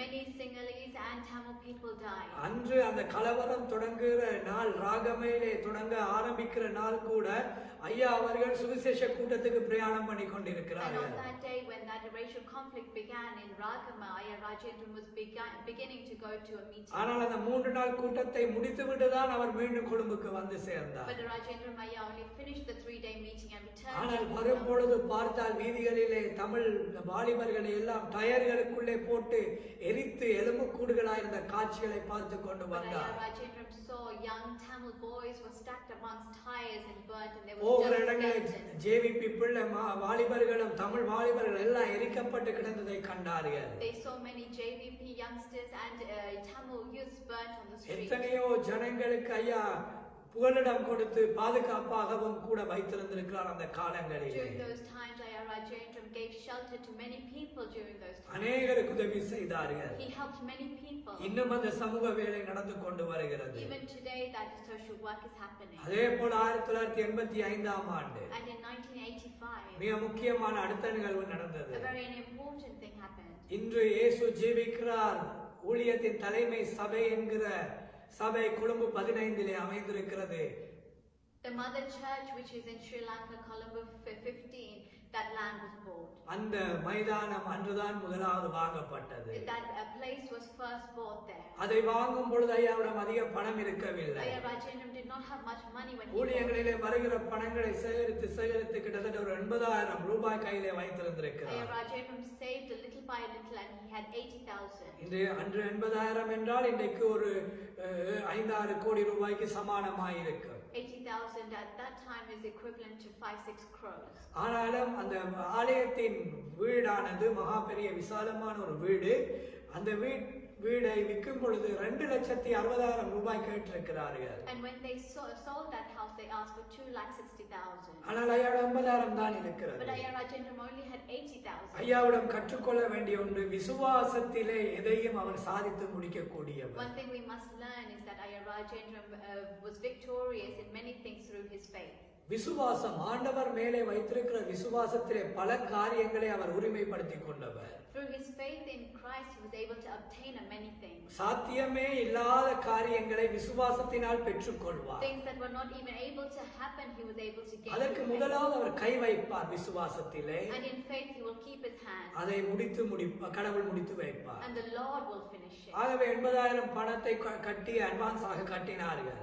The advance of 80,000 was paid. ஆனால் மீதி பணத்தை 6 மாதத்திலே கட்ட வேண்டும் என்று சொல்லிவிட்டார்கள். And they said in 6 months the remaining money should be paid. 80,000 ரூபாய்க்கும் 2,60,60,000 ரூபாய்க்கு வித்தியாசம் உண்டு. There's a great difference between 2,60,000 and 80,000. 6 மாதத்திலே அதை சேகரிக்க முடியாது. It is not possible to gain that ஆனால் much money. விசுவாசத்திலே ஐயா அவர்கள் கை But வைத்தார்கள். in faith, Ayya Rajendran kept his hand. கடைசியாக 6 மாதத்திலே அதை முற்று முழுவதாய் சொந்தப்படுத்தினார் தேவனுடைய பணிக்காக. And in 6 months, Ayya Rajendran was able to dedicate that to அது the Lord. யாருடைய சொத்தும் சுகமும் அல்ல, அது தேவனுடைய ஆலயத்துக்காய் வாங்கப்பட்ட ஒரு இடம். It is not anyone's property, it was given to the Lord's work. அது கர்த்தருடையது. It's God's. அது கர்த்தருடைய பணத்தினால் கர்த்தருக்கு வாங்கப்பட்ட ஒரு இடம் தேவனை ஆராதிப்பதற்காக. God's money was bought for God's ministry in order that people will come to worship God. அதை நடத்துகிறவர்களும் கட்டுகிறவர்களும் தான் எங்களுடைய பொறுப்பே அன்றி நாங்கள் அல்ல அதன் சொந்தக்காரர்கள். அது தேவனுடையது, தேவனுக்குரியது. It is just our responsibility to maintain it, but it does not belong to anyone. அதை It belongs எந்த to God. மனிதனாயினும் தன் சொந்தம் என்று சொன்னால் அந்த குடும்பத்திலேயோ அந்த நபரிலேயே சாபம் வந்துவிடும். If anyone was to claim that it belongs to me, curse will fall இயேசு upon வரும் that வரையும் அந்த ஊழியத்தின் இடம் தேவனுடையது, அதுவே நடக்க வேண்டும். until the Christ coming that belongs to God and God's ministry must happen. ஆகவே அந்த ஆலயத்தை ஐயா அர்ப்பணிப்போடு வாங்கினார். அந்த இடம் ஒரு சுவாரஸ்யமான செய்தி. உலக பிரகாரமாக பார்த்தால் அமானுஷ சக்திகள் என்று சொல்லப்படுகிற அசுத்தாவிகள் அசைவாடுகிற ஒரு இடம் அந்த இடம். That place was known for its spiritual and ghost activities. அதை ஏன் யாரும் வாங்க பயந்தார்கள் என்றால் உள்ளே அசுத்தாவிகள் உண்டு என்று. And many people feared to buy that land because there was an evil spirit inside. ஐயாவுடைய வேலை என்ன? அந்த அசுத்தாவியை துரத்துவதுதான் அவருடைய வேலை. Ayya Rajendram's work was to chase away the evil spirit. யாருடைய நாமத்தினால்? இயேசு என்கிற இரட்சகருடைய In the நாமத்தினால். name of Jesus Christ. ஆகவே அதை வாங்கினார்கள். So Ayya Rajendram brought சில that வாலிப சகோதரர்கள், எங்களோடு இருக்கிற வாலிப சகோதரர்கள் போல அந்த காலத்திலே வாலிப சகோதரர்கள் இருந்தார்களாம். அவர்களை விசுவாசத்திலே வளர்ப்பதற்காக அந்த வீட்டிலே தங்க வைத்து விடுவார்களாம். Just as we have young people today, and Rajendra Mayya's time also he had youth people, and he would send those people to stay. இவர்கள் பயந்து கதறி ஜெபிக்க ஆரம்பித்து விடுவார்களாம் அங்கு நடக்கிற நிகழ்வுகளை கண்டு. And in fear they will begin to pray. சில வேளைகளிலே பார்த்தால் அன்பு இருந்தவர்கள் சொல்வார், இந்த தூணானது அசைவது போல காணப்படுமாம். திடீரென்று அசைவது போல அந்த மண்டபங்கள் உடைந்து விடுவது போல எல்லாம் கண்டிருக்கிறார்கள். And they will see visions as though the pillars were moving and the place was going to collapse. சத்தங்களை கேட்டு அலறிக் கொண்டு ஓடுவார்களாம். சிரித்து எல்லாம் இன்று அவர்கள் பெரியவர்களாய் வளர்ந்து பாட்டாக்களாக தாத்தாக்களாக அப்பர்களாக இருக்கிறார்கள். அவர்கள் சொல்லுவார்கள் பழைய கதைகளை. Now they are elderly people, they are mothers and fathers and grandparents, and they will say that they will hear disturbing sounds which will fear them. அப்பொழுது ஐயா சிரித்து சொல்வார்கள், நான் அதுக்கு தான் உங்களை ஜெபிக்கும்படி அனுப்பி இருக்கிறேன் என்று. And Ayya Rajendran will laugh and say, that's why I sent you to pray. ஐயா அவர்கள் ஊழியர்களை உருவாக்குகிற ஒரு Devadasan. Ayya Rajendran was a man of God who created. அவர் தன் சொந்தத்துக்காகவோ சொந்த பேருக்காகவோ ஊழியம் He செய்யவில்லை. did not do for his own gain. அவருடைய நோக்கம் எல்லாம் அழிந்து போகிற ஜனங்கள் தேவராஜ்யம் போக வேண்டும். His whole aim was that people who are going to go into death should be அதற்கு saved. உயிருள்ள இயேசுவை இந்த பூமியிலே ஏற்றுக்கொள்ள வேண்டும். And in order for that they must accept the Lord. அதற்கு அநேகர் ஊழியம் செய்ய ஊழியர்களாய் மாற வேண்டும் And for that many people should become ministers of என்று God. அநேகரை ஊழியர்களாய் மாற்றி உலகம் எல்லாம் அனுப்பி வைத்திருக்கிறார். And in order he made many people ministers of God and sent them throughout the nation. 78ஆம் ஆண்டு அவர் ரட்சிக்கப்படும் முன்பதாக அவருக்கு 5 வியாதிகள் நோய்கள் இருந்தது. In 1978, before he received salvation, he had 5 illnesses. வைத்தியர்கள் கைவிட்டிருந்தார்கள். The doctors had given up. அவருடைய சிறுநீரகம் வேலை செய்ய மறுத்தது.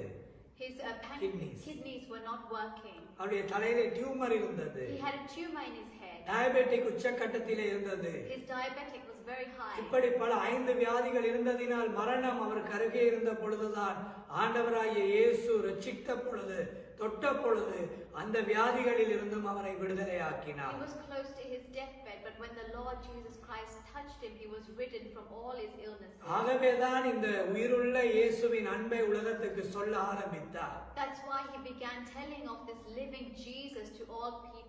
அவர் சொல்ல தொடங்கும் பொழுது அன்று அப்போஸ்தலர்கள் பேசும் பொழுது எப்படி அற்புத அடையாளங்களால் அந்த வார்த்தைகளை கர்த்தர் உறுதிப்படுத்தினார் என்று எழுதப்பட்டிருக்கிறதோ, ஐயா அம்மா அவர்கள் பிரசங்கம் செய்யும் பொழுது அந்த வார்த்தைகளை தன்னுடைய வார்த்தைகளாய் தேவன் ஏற்றுக்கொண்டு அற்புத அடையாளங்களினால் அதை உறுதிப்படுத்தினார். Just as the apostles in the Bible, when they began speaking in the name of the Lord Jesus Christ, miraculous signs happened.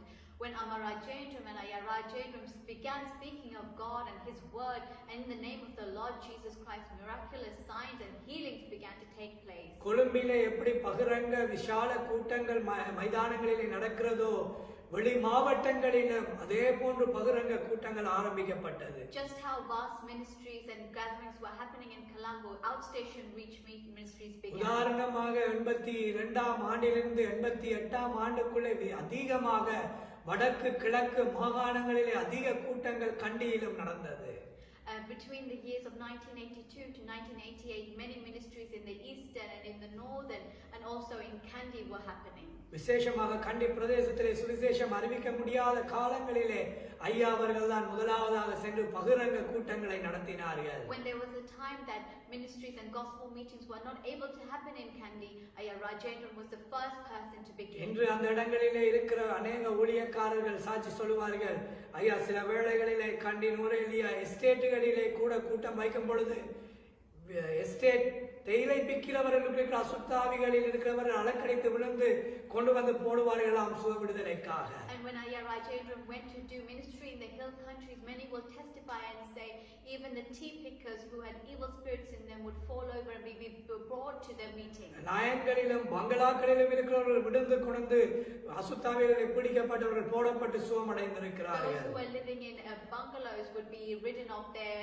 evil spirits and brought to the meeting. ஆனால் கடைசி 86ஆம் ஆண்டிலிருந்து 88ஆம் ஆண்டு வரைக்குள்ளே அதிகமாக வடக்கு மாகாணத்திலும் கிழக்கு மாகாணத்திலும் தேவன் அடிக்கடி ஐயா அவர்களையும் தாயாரையும் அனுப்பி ஊழியம் செய்தார். And between the years of 1986 to 1988, Amma Rajendram and Ayya Rajendram were led by the Holy Spirit to do vast ministry in the northern and eastern provinces. உதாரணமாக Manipay, In Manipai, Mannar, Mannar, Yazhpanam, Jaffna, Kilinochchi, Kilinochchi, Mullaitivu Mullaittivu. போன்ற இடங்களிலே மதவாட்சி போன்ற இடங்களிலே அடிக்கடி கூட்டங்களை செய்ய அனுப்புவார். The Lord will send Ayya Rajan and Amma Rajan to do ministry in these places. கடைசியாக 88ஆம் ஆண்டுக்கு பின்பதாக அதுக்கு என்ன நடந்தது என்பதை உங்கள் எல்லாருக்கும் தெரியும், நீங்கள் அறிவீர்கள். And most of you will know what happened after 1988. 86ஆம் ஆண்டு இன்னும் ஒரு விசேட நிகழ்வு நடந்தது இந்த ஊழியத்தில். Another important event happened in 1988. ஐயா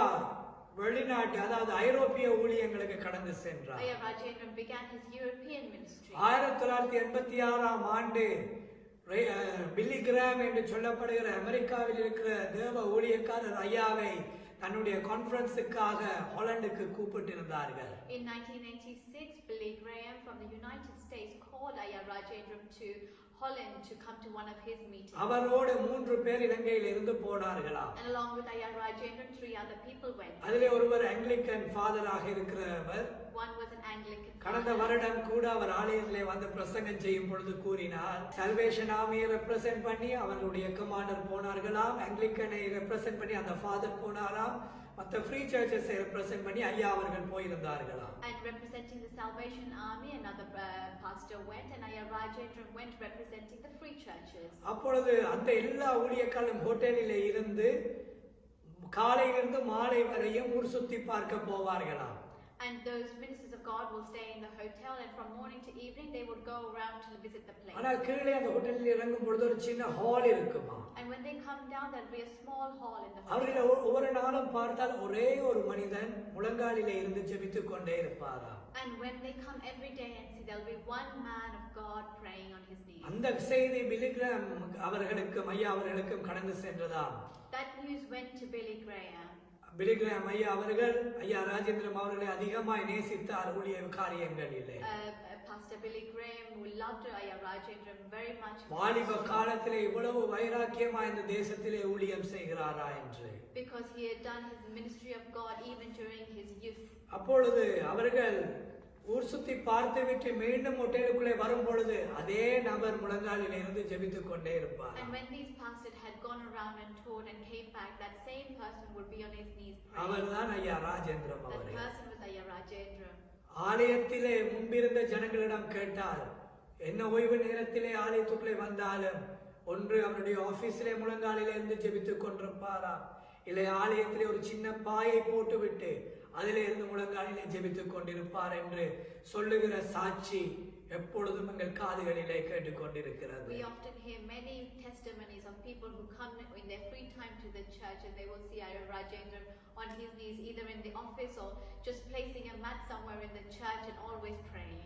ஐயா ஊழியங்களை செய்யும் பொழுது, சுவிசேஷ கூட்டங்களை பேசும் பொழுது, வீட்டிலே அவர் வெளிக்கிட்டு ஆயத்தமாகும் பொழுதே செய்திகள் வருமாம், அசுத்தாவிகள் அலக்கடித்துக் கொண்டு ஓடுகிற செய்திகள். There'll be news of when Ayya Rajendram is at home getting ready to go to these meetings. There'll be evil possessed people. ஐயோ அவர் வருகிறார், ஊழியக்காரன் வருகிறான் என்று, இயேசுவின் ஊழியக்காரன், இரட்சகருடைய ஊழியக்காரன் வருகிறான் என்று அசுத்தாவி பிடிக்கப்பட்டவர்கள் கத்திக்கொண்டு ஓடி அவர்களை கொண்டு கூட்டத்திலே போடுவார்களாம்.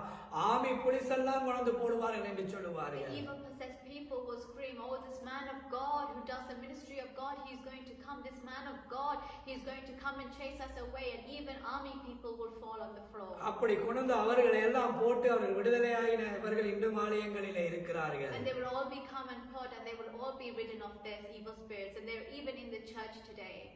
இலங்கையின் சங்க சபை அதாவது புத்தருடைய நிலைகளுக்குள்ளே இந்த செய்திகள் கடந்து சென்றது. This news went to the Buddhist society. அவர்கள் ஐயாவிடம் ஜெபிக்க வருவார்கள். They came to pray with Ayya இன்றைக்கு Rajendra. அவர்கள் இன்று ஊழியம் செய்கிறார்கள். And today they are doing the ministry of எங்கள் God. ஊழியத்திலே ஒரு பாஸ்டராக போதகராக இருக்கிறவர் ஒரு புத்த பிக்குவாக இருந்தவர். There is a pastor in our church who used to be a இப்படி கொழும்பு இலங்கை முழுவதிலும் தேவனுடைய எழுப்புதலின் அபிஷேக அக்கினி பறந்தது இந்த சுவிசேஷ கூட்டங்கள் நடந்து போகும் பொழுது. And the fire of God would come across the nation when these gospel meetings were happening. விசேஷமாக மானிப்பாயிலே நடந்த கூட்டத்தில் 87ஆம் ஆண்டு ஆண்டவர் ஐயா மூலம் சொன்னாராம், இந்த வடக்கு ஜனங்களுக்கு அழிவு வரப்போகிறது என்று. In 1987, when Ayya Rajendra was doing the ministry in Manipai, the Lord said that the destruction was going to come to these people. யாழ்ப்பாண துரையப்பா ஸ்டேடியத்திலே கூட்டங்கள் நடத்தப்படும் பொழுது 87ஆம் ஆண்டு ஆண்டவர் சொன்னாராம், இனி நீ காணுகிற இந்த யாழ்ப்பாணம் வித்தியாசமாய் மாறப்போகிறது. ஜனங்களுக்கு சொல், ஜாதி என்கிற நிலையை அழித்து விடும்படியாக, ஏற்ற தாழ்வுகளை அழித்து விடும்படியாக, சிறுபான்மையை ஒழிக்க வேண்டாம் என்று சொல்.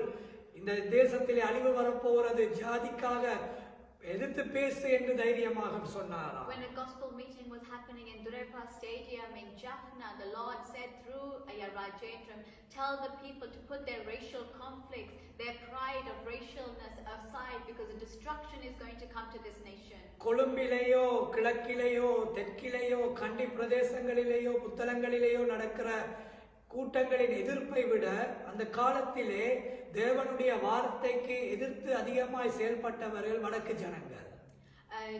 Though they were happening in eastern and western and southern parts as well, there was great conflict to the word of God. In the northern provinces.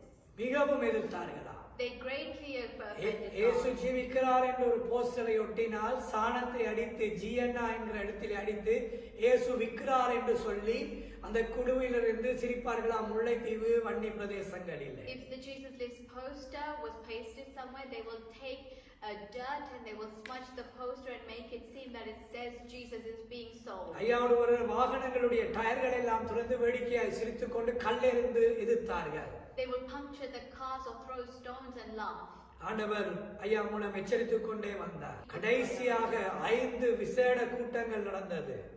Finally, there were 5 very important gospel முல்லைத்தீவிலே, in Mullaithivu, Rodrigo கிளிநொச்சியிலே ரொட்ரிகோ மைதானத்திலே, in Rodrigo Stadium in Kilnochchi, மன்னாரிலே, in Mannar, Duraiappa stadium யாழ்ப்பாணத்திலே, Duraipa Stadium Jaffna, மீண்டும் மானிப்பாயிலே. and again in Manipai. நீங்கள் வானத்தை அண்ணாந்து பார்த்து ஓட You போகிறீர்கள். will look to the skies and run. இந்த செய்தி கிளிநொச்சியிலே சொல்லும் பொழுது அன்னைக்கு முழு பௌர்ணமி நாளாம். On that day, it was a full moon day. அவர்கள் நினைத்தார்களாம் வானத்தை பார்த்து என்றால் ஏதோ சந்திரனை பார்த்து ஓட போகிறார்கள் என்று. They thought that they were going to look at the moon and run.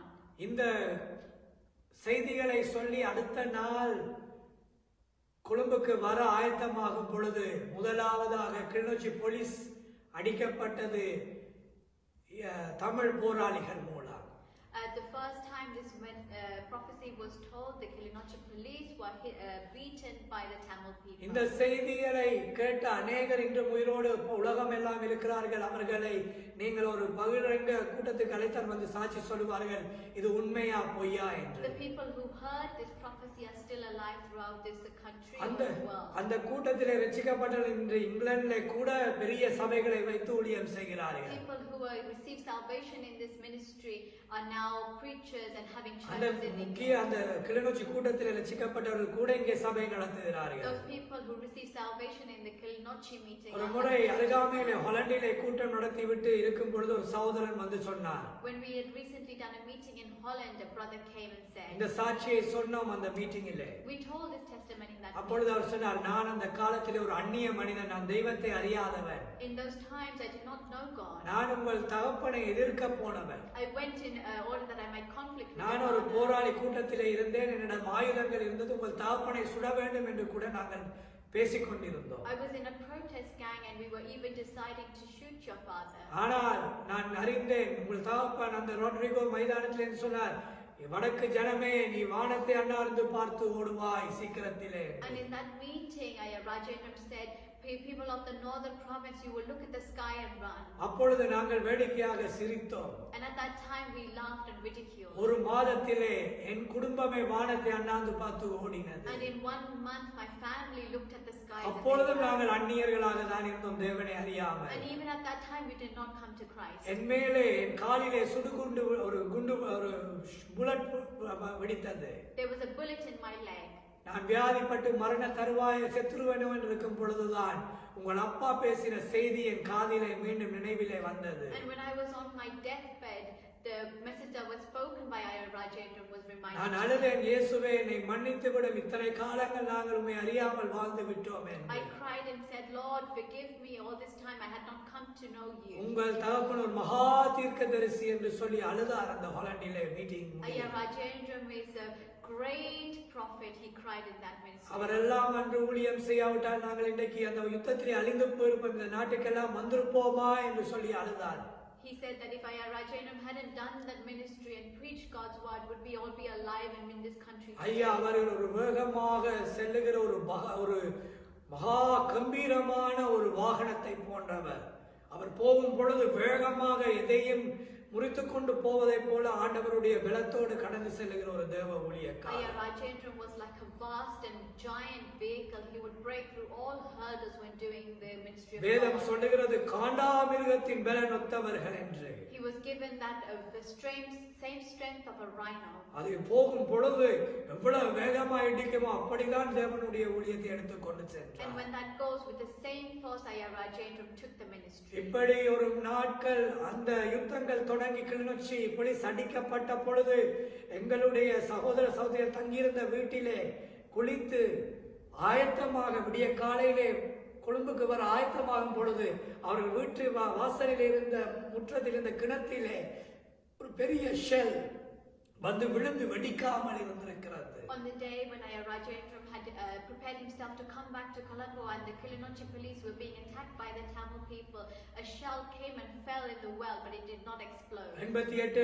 89 நடந்த கலவரங்கள் யுத்த நாட்களை நீங்கள் மறக்க மாட்டீர்கள். You will not forget the riots that happened in 1988. எங்கள் ஜனங்கள் உலகமெல்லாம் சிதறடிக்கப்பட்டார்கள். Our people were deserted throughout the world. இலங்கையிலே சிதறடிக்கப்பட்டார்கள். They were separated throughout Sri Lanka. இந்த தீர்க்க தரிசனங்களை சொல்லும் பொழுதே ஐயா அவர்கள் சொன்னார்களாம், நான் வானத்திலே இருந்து சாத்தான் தீவட்டிகளோடு இறங்குவதை காண்கிறேன்.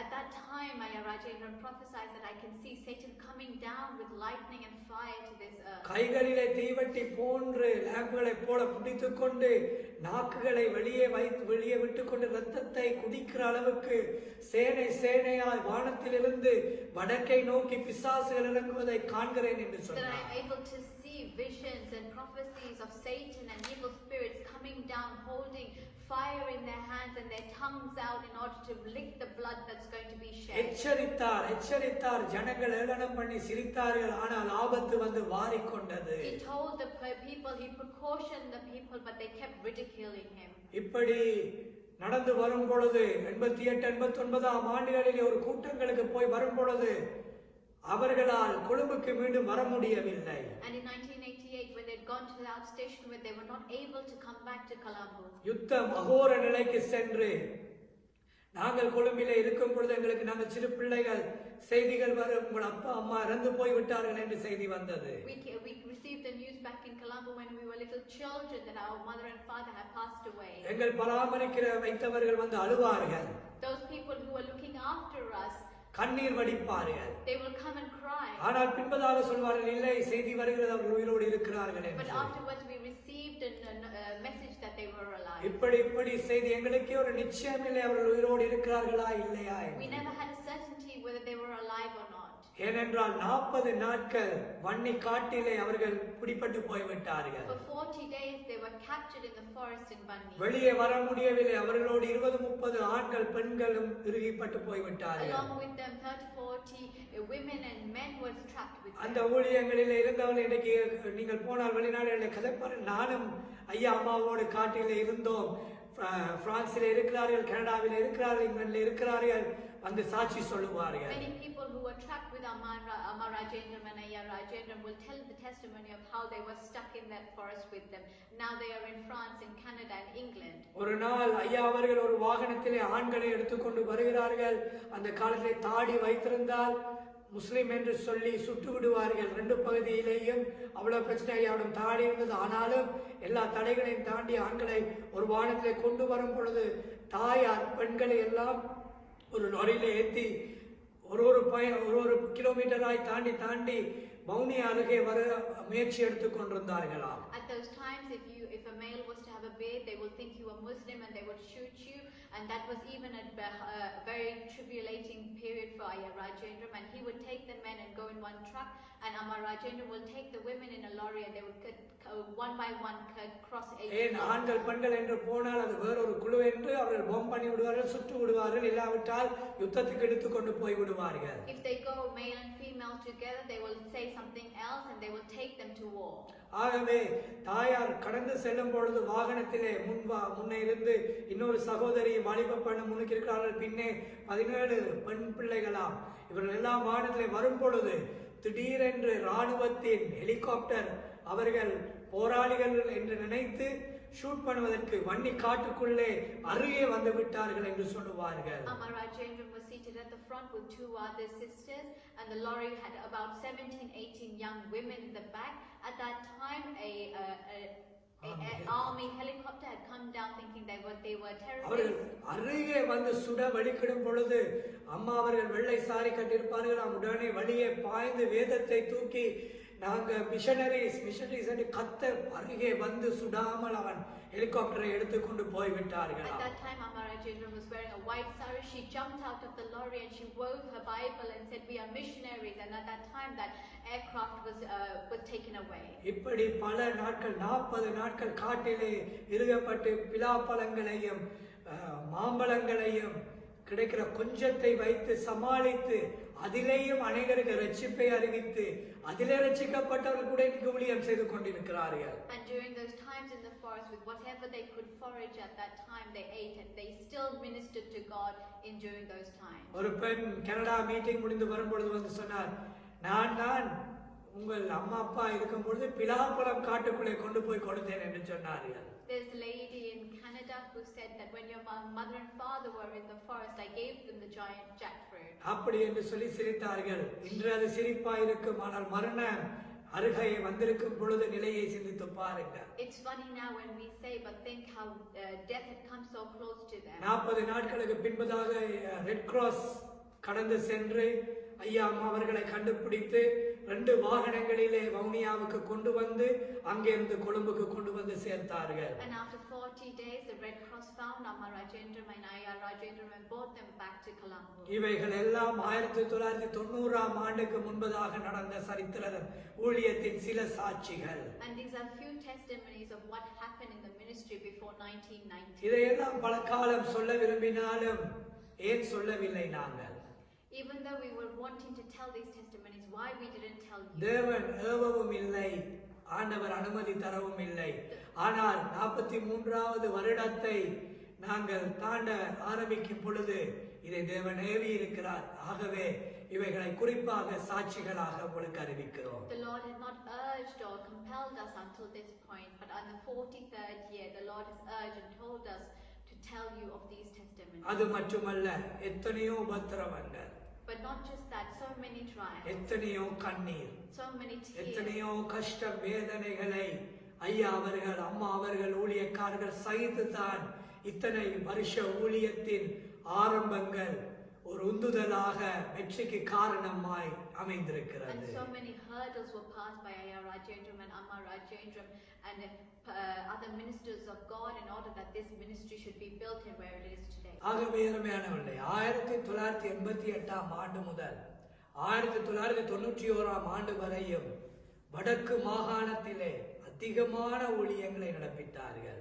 From 1988 to 1991, Ayya Rajendram conducted vast ministries in the northern province. இந்த 90ஆம் ஆண்டுகளிலே மீண்டும் 40 நாட்கள் காட்டிலே சிக்கப்பட்டு கஷ்டப்பட்ட நாட்களை மறக்க முடியாது. It cannot be forgotten when they were stuck the 40 days in the forest. அதற்குள்ளேயும் சுவிசேஷம் சொல்லப்பட்டது. And even during those times they were preaching the gospel. சில வேளைகளிலே பாதைகள் மூடப்பட்டிருந்த பொழுது வடக்கை நோக்கி மூதூர் என்று திருக்கோணமலை அருகே சென்று அங்கிருந்து கப்பல் எடுத்து யாழ்ப்பாணத்துக்கு கடந்து சென்று ஊழியங்களை செய்தார்கள். When land routes were obstructed to the north, they would go to Trincomalee and take a boat via Moodur to go to Jaffna. எங்கள் ஊழியக்காரர்கள் எல்லாரும் ஐயா அம்மாவோடு போட்டிலே பிரயாணம் செய்வார்கள்.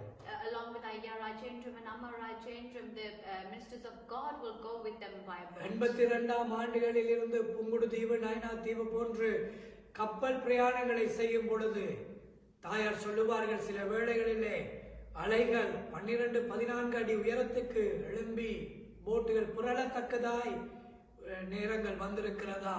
ஆனால் அதை கடந்து போய் அந்தந்த கப்பல் கடந்து கூட பவுல் அடியாரை போல கூட அவர்கள் ஊழியம் செய்திருக்கிறார்கள். Amma Rajendram would tell of times in 1982 when they would go to places like Pumudithivu through water and boat, and the seas and tides will lift up for 12 feet, and it will feel as if the boats are going to turn over.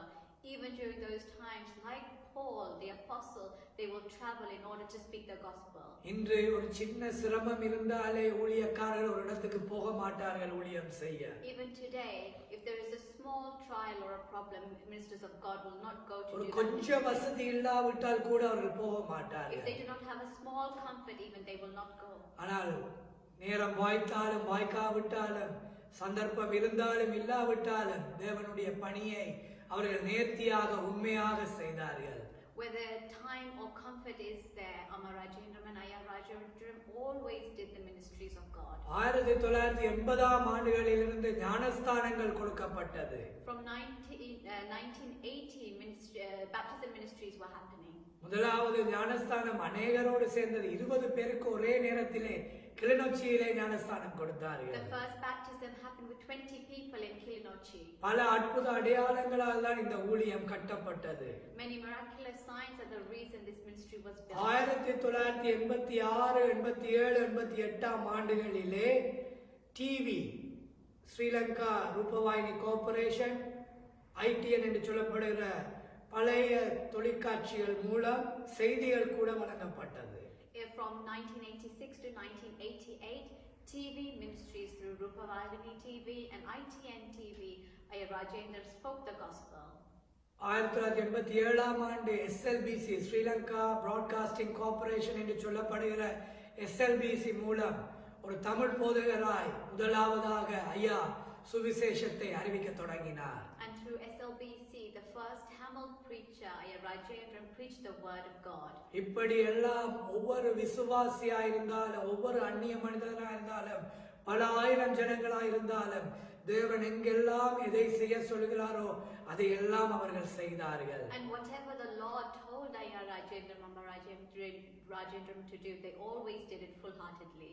இப்பொழுது ஒரு ஐயா 87 ஆண்டு பாடிய ஒரு பாடலை கேட்போமா? SLBC Sri Lanka broadcasting corporation மூலம் வெளிவந்த இந்த பாடலை கேட்போம். Now we are going to listen to a song that was released by SLBC of Ayya Rajendram song.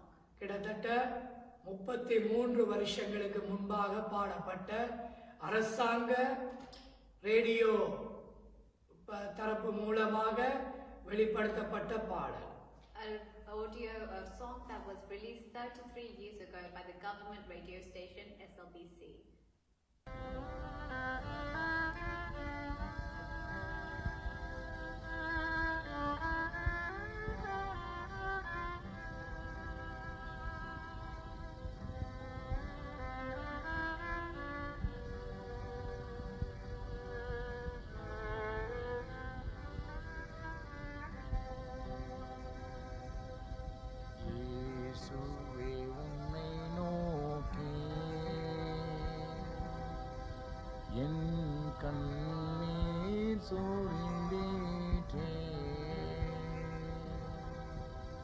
அன்பே உருவெடுத்து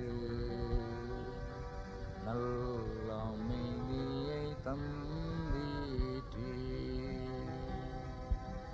இயேசுவே உம்மை நோக்கி என் கண்ணீர் சூரிந்தீற்றே அன்பே உருவெடுத்து நல்ல அமைதியை தந்தீற்றே நண்பரிருந்து என்ன உற்று சொந்தமிருந்து என்ன நண்பரிருந்து என்ன உற்ற சொந்தமிருந்து என்ன உன்னை அவரன்றி வேறு யாரால் ஆட்கொள்ள வேறு யாரால் ஆட்கொள்ள. இந்த பாடலை கேட்டீர்கள். Yes, you listened to this song.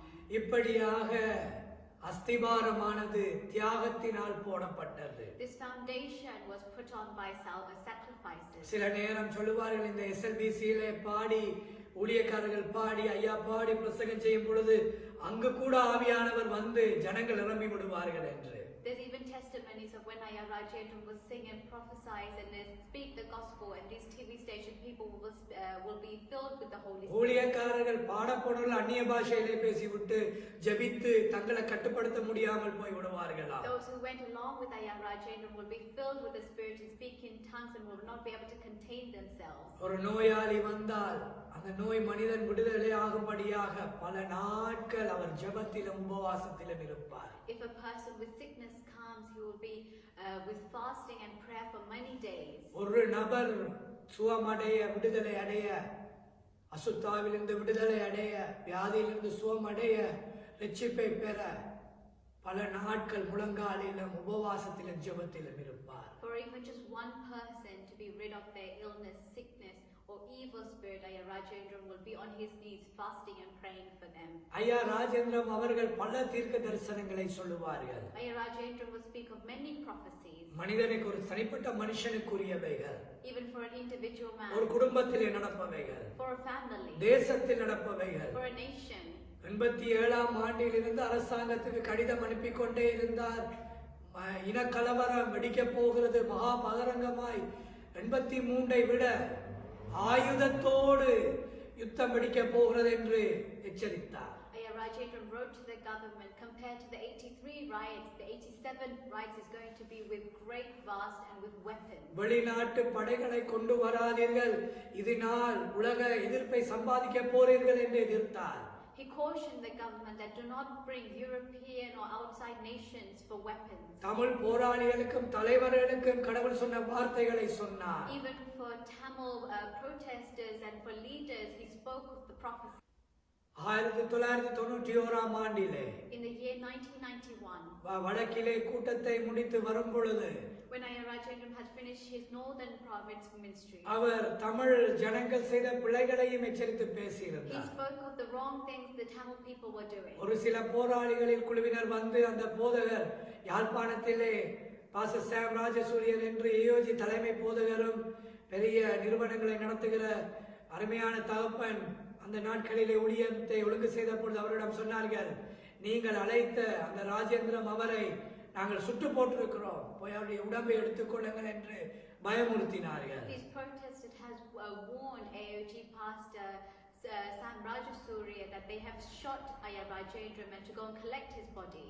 இப்படியெல்லாம் பயமுறுத்தினார்கள். ஆனால் ஐயாவோ ஹோட்டலில் இருந்து சாப்பிட்டு கொண்டிருக்கிறார். But Ayya Rajendran was at the hotel and he was eating. அப்பொழுது பாஸ்டர் சொன்னாராம், ஐயா போயிருங்க, சீக்கிரமா கொழும்புக்கு உங்களை சுடவாராங்க என்று. So the pastor begged Ayya Rajendran, please go back to Colombo, they are looking to shoot you. ஐயா சொன்னாராம், சிரித்துவிட்டு முட்டை பொரித்திருக்கிறார்கள், சாப்பிட்டு விட்டு போறேன், நீங்க கலங்காமல் இருங்கள் என்று சாப்பிட்டு விட்டு தான் போனாராம். And Ayya Rajendran said that they have fried an egg for me and I will leave after I have eaten this. அவர் மரணத்துக்கு பயந்திருந்தாரானால் ஊழியத்துக்கு வந்திருக்க மாட்டார். If he had feared for his life and death, then he would have not come. பல முறை ஐயாவை கொல்லுவதற்கு தேடினார்கள். Many times they looked to kill Ayya. 1989ஆம் ஆண்டு In 1989, அந்த ஆமர் ஸ்ட்ரீட் வீட்டிலிருந்து அவர் வெளியே வரும் பொழுது when he had come from Armour Street House, Armour street ஜங்ஷனிலே JVP என்று சொல்லப்படுகிற ஒரு குழுவினர் ஐயாவுடைய வாகனத்தை சுட்டார்கள். a group called JVP, they shot at Ayya Rajendram ஏன் Singh. ஒரு தமிழர் இவ்வளவாய் பகிரங்கமாய் பிரபல்யமாகிறார் என்று. Because a Tamil person has become so vastly known and popular. அங்காலே வடக்குக்கு போனால் தமிழர் எதிர்க்கிறார்கள், And if you go to the north, the Tamil people are against. கொழும்புக்கு வந்தால் சிங்களவர்கள் And எதிர்க்கிறார்கள். if you come to Colombo, the Sinhala people are against Ayya. நாங்கள் இலங்கையிலே பிறந்தால் சிங்களவர் அல்லது தமிழர் தானே. If you are born in Sri Lanka, you are either Sinhalese or Tamil. நாங்கள் வானத்துல பிறந்து வந்தோமா இல்ல கடல்லையா பிறந்தோம்? தேசத்துல தானே பிறந்தோம். We were born in the nation. மற்ற நாடுகளிலே ஒரு பிரஜையானால் எவ்வளவு சலுகை கொடுக்கிறார்கள். If you are another person in another country, how much benefits you are getting. ஒரு சிட்டிசனா இருந்தா எவ்வளவு பாதுகாப்பு சுகம் கொடுக்கிறார்கள் தேசம். How much protection you are getting for being. ஆனால் எங்கள் தேசம் வித்தியாசம். But our nation is different. பிரஜையா இருந்தாலே எதிர்ப்பு தான். If you are a citizen, then they'll be against you.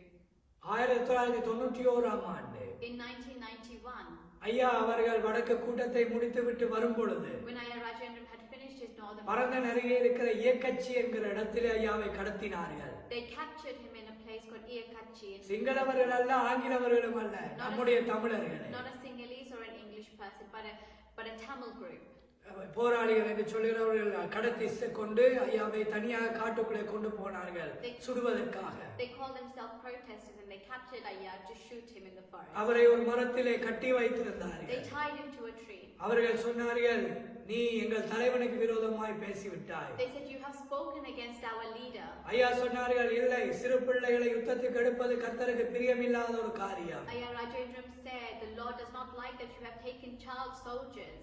நீங்கள் ஜனங்களை துன்புறுத்தியோ வற்புறுத்தி யுத்தத்துக்கு எடுப்பது தவறான காரியம். He said that when you take children by force for war, it is wrong. மூன்றாவது பிள்ளை, நீங்கள் அரசாங்கத்தோடு பிரச்சனை இருந்தால் அரசாங்கத்தோடு மோத வேண்டும், சாதாரண ஜனங்களுக்கு போய் குண்டு வைத்துக் கொள்ளக்கூடாது என்று If you சொன்னார்கள். have a problem with the government, you must speak with the government and interfere with them and not hurt civilians. இதெல்லாம் கர்த்தருக்கு பிரியமில்லை என்று சொன்னதை நான் சொல்லுவேன், யாராயிருந்தாலும் நான் சொல்லுவேன் என்று சொன்னார். Whoever it may be, I will tell of what the Lord has said. இந்த சாட்சியை பல பேர் அன்று யுத்தத்தில் இருந்தவர்கள் இப்பொழுது கூட அந்த தாயார் சொன்னார்கள். அதில் ஐயாவை சுடப்போன 4 பேரில் ஒருவர் எங்கிருந்தாராம்?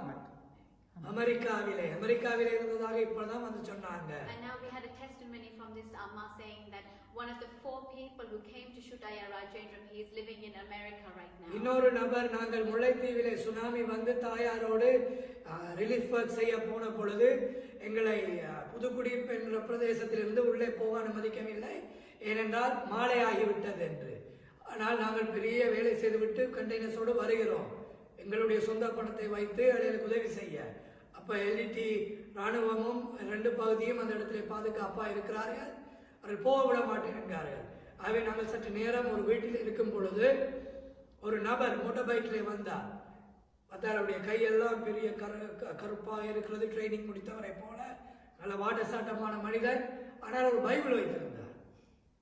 பார்த்தால் அவர் ஒரு ஊழியக்கார். நான் வந்து அம்மாவுக்கு, ஐயோ அம்மா ராஜேந்திர அம்மா பல நாள் உங்களை சந்திக்க ஆசையா இருந்தேன், உங்கள்கிட்ட வந்து நான் மன்னிப்பு கேட்கிறேன், நானும் உங்கள் புருஷனை கொல்ல ஆயுதத்தோடு அவரை கடத்தின ஒருவர் இயக்கச்சியில என்று சொன்னார், இன்று நான் ஊழியக்காரனாக இருக்கிறேன் என்று சொல்லி ஒரு சாட்சியை சொன்னார்.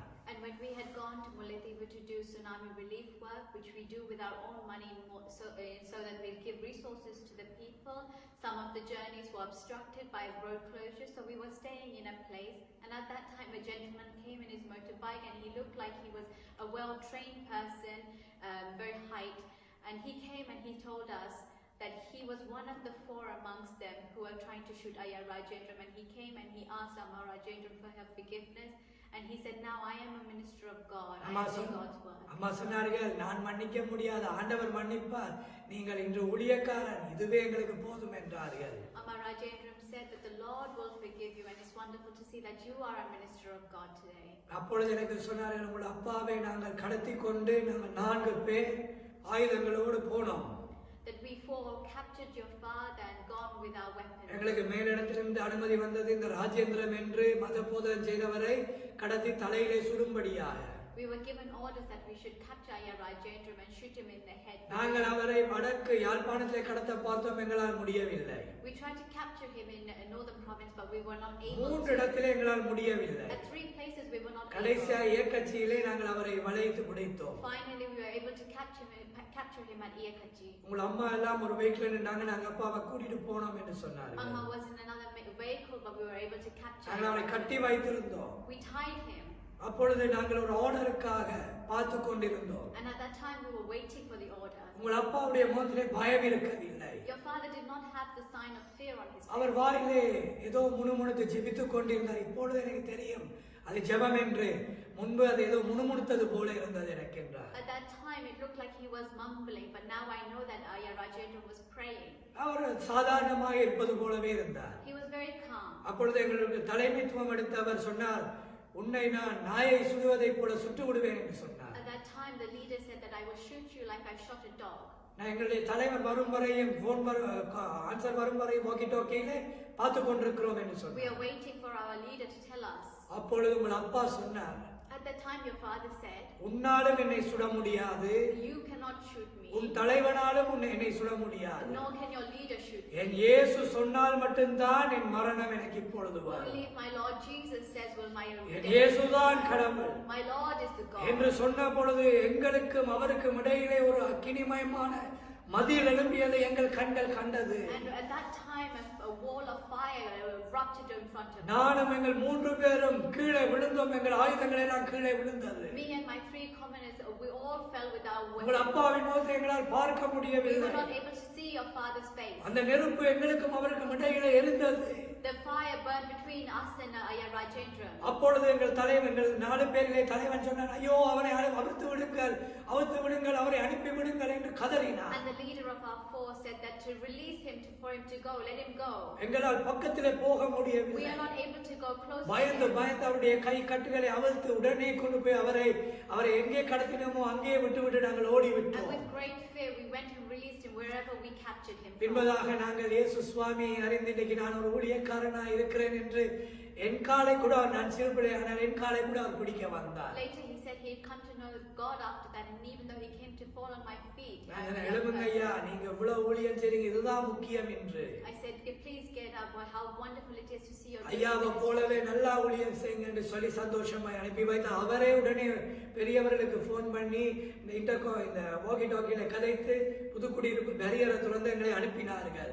And at that moment he took out his walkie-talkie and he opened the இல்ல, gates அந்த for us. நபர் அந்த அதிகாரியுடைய வாக்கி டாக்கி எடுத்து நான் இவர் ஏதோ ஒரு எல்லாம் சொன்னவுடன் பரியரை திறந்தாங்க, எங்களை கண்டெய்னர் எல்லாத்தையும் அனுப்பி And at விட்டாங்க. that moment he took the officials walkie-talkie and he explained himself, and they opened the gates for us to go. அவர் பார்த்தார், போராளிகளிலே முக்கிய இடத்தை வைத்து பின்பதாக தலைவரே அவரை கடந்து போகலாம் என்று கடைசியிலே வெளியே போக சொல்லி இந்த ஊழியக்காரராய் அவர் வேலை செய்து Amongst கொண்டிருக்கிறார். the protesters, he had a very high position, and the leader had sent him to go free. ஆகவே அப்படியான பல கஷ்டங்களை இந்த ஊழியம் சகித்து ஞானஸ்தானங்களை கொடுத்து 1980 இந்த ஊழியம் இன்று வரையும் கிட்டத்தட்ட 1 லட்சத்துக்கு மேலேயாயிரம் ஞானஸ்தானம் கொடுத்திருப்பார்கள்.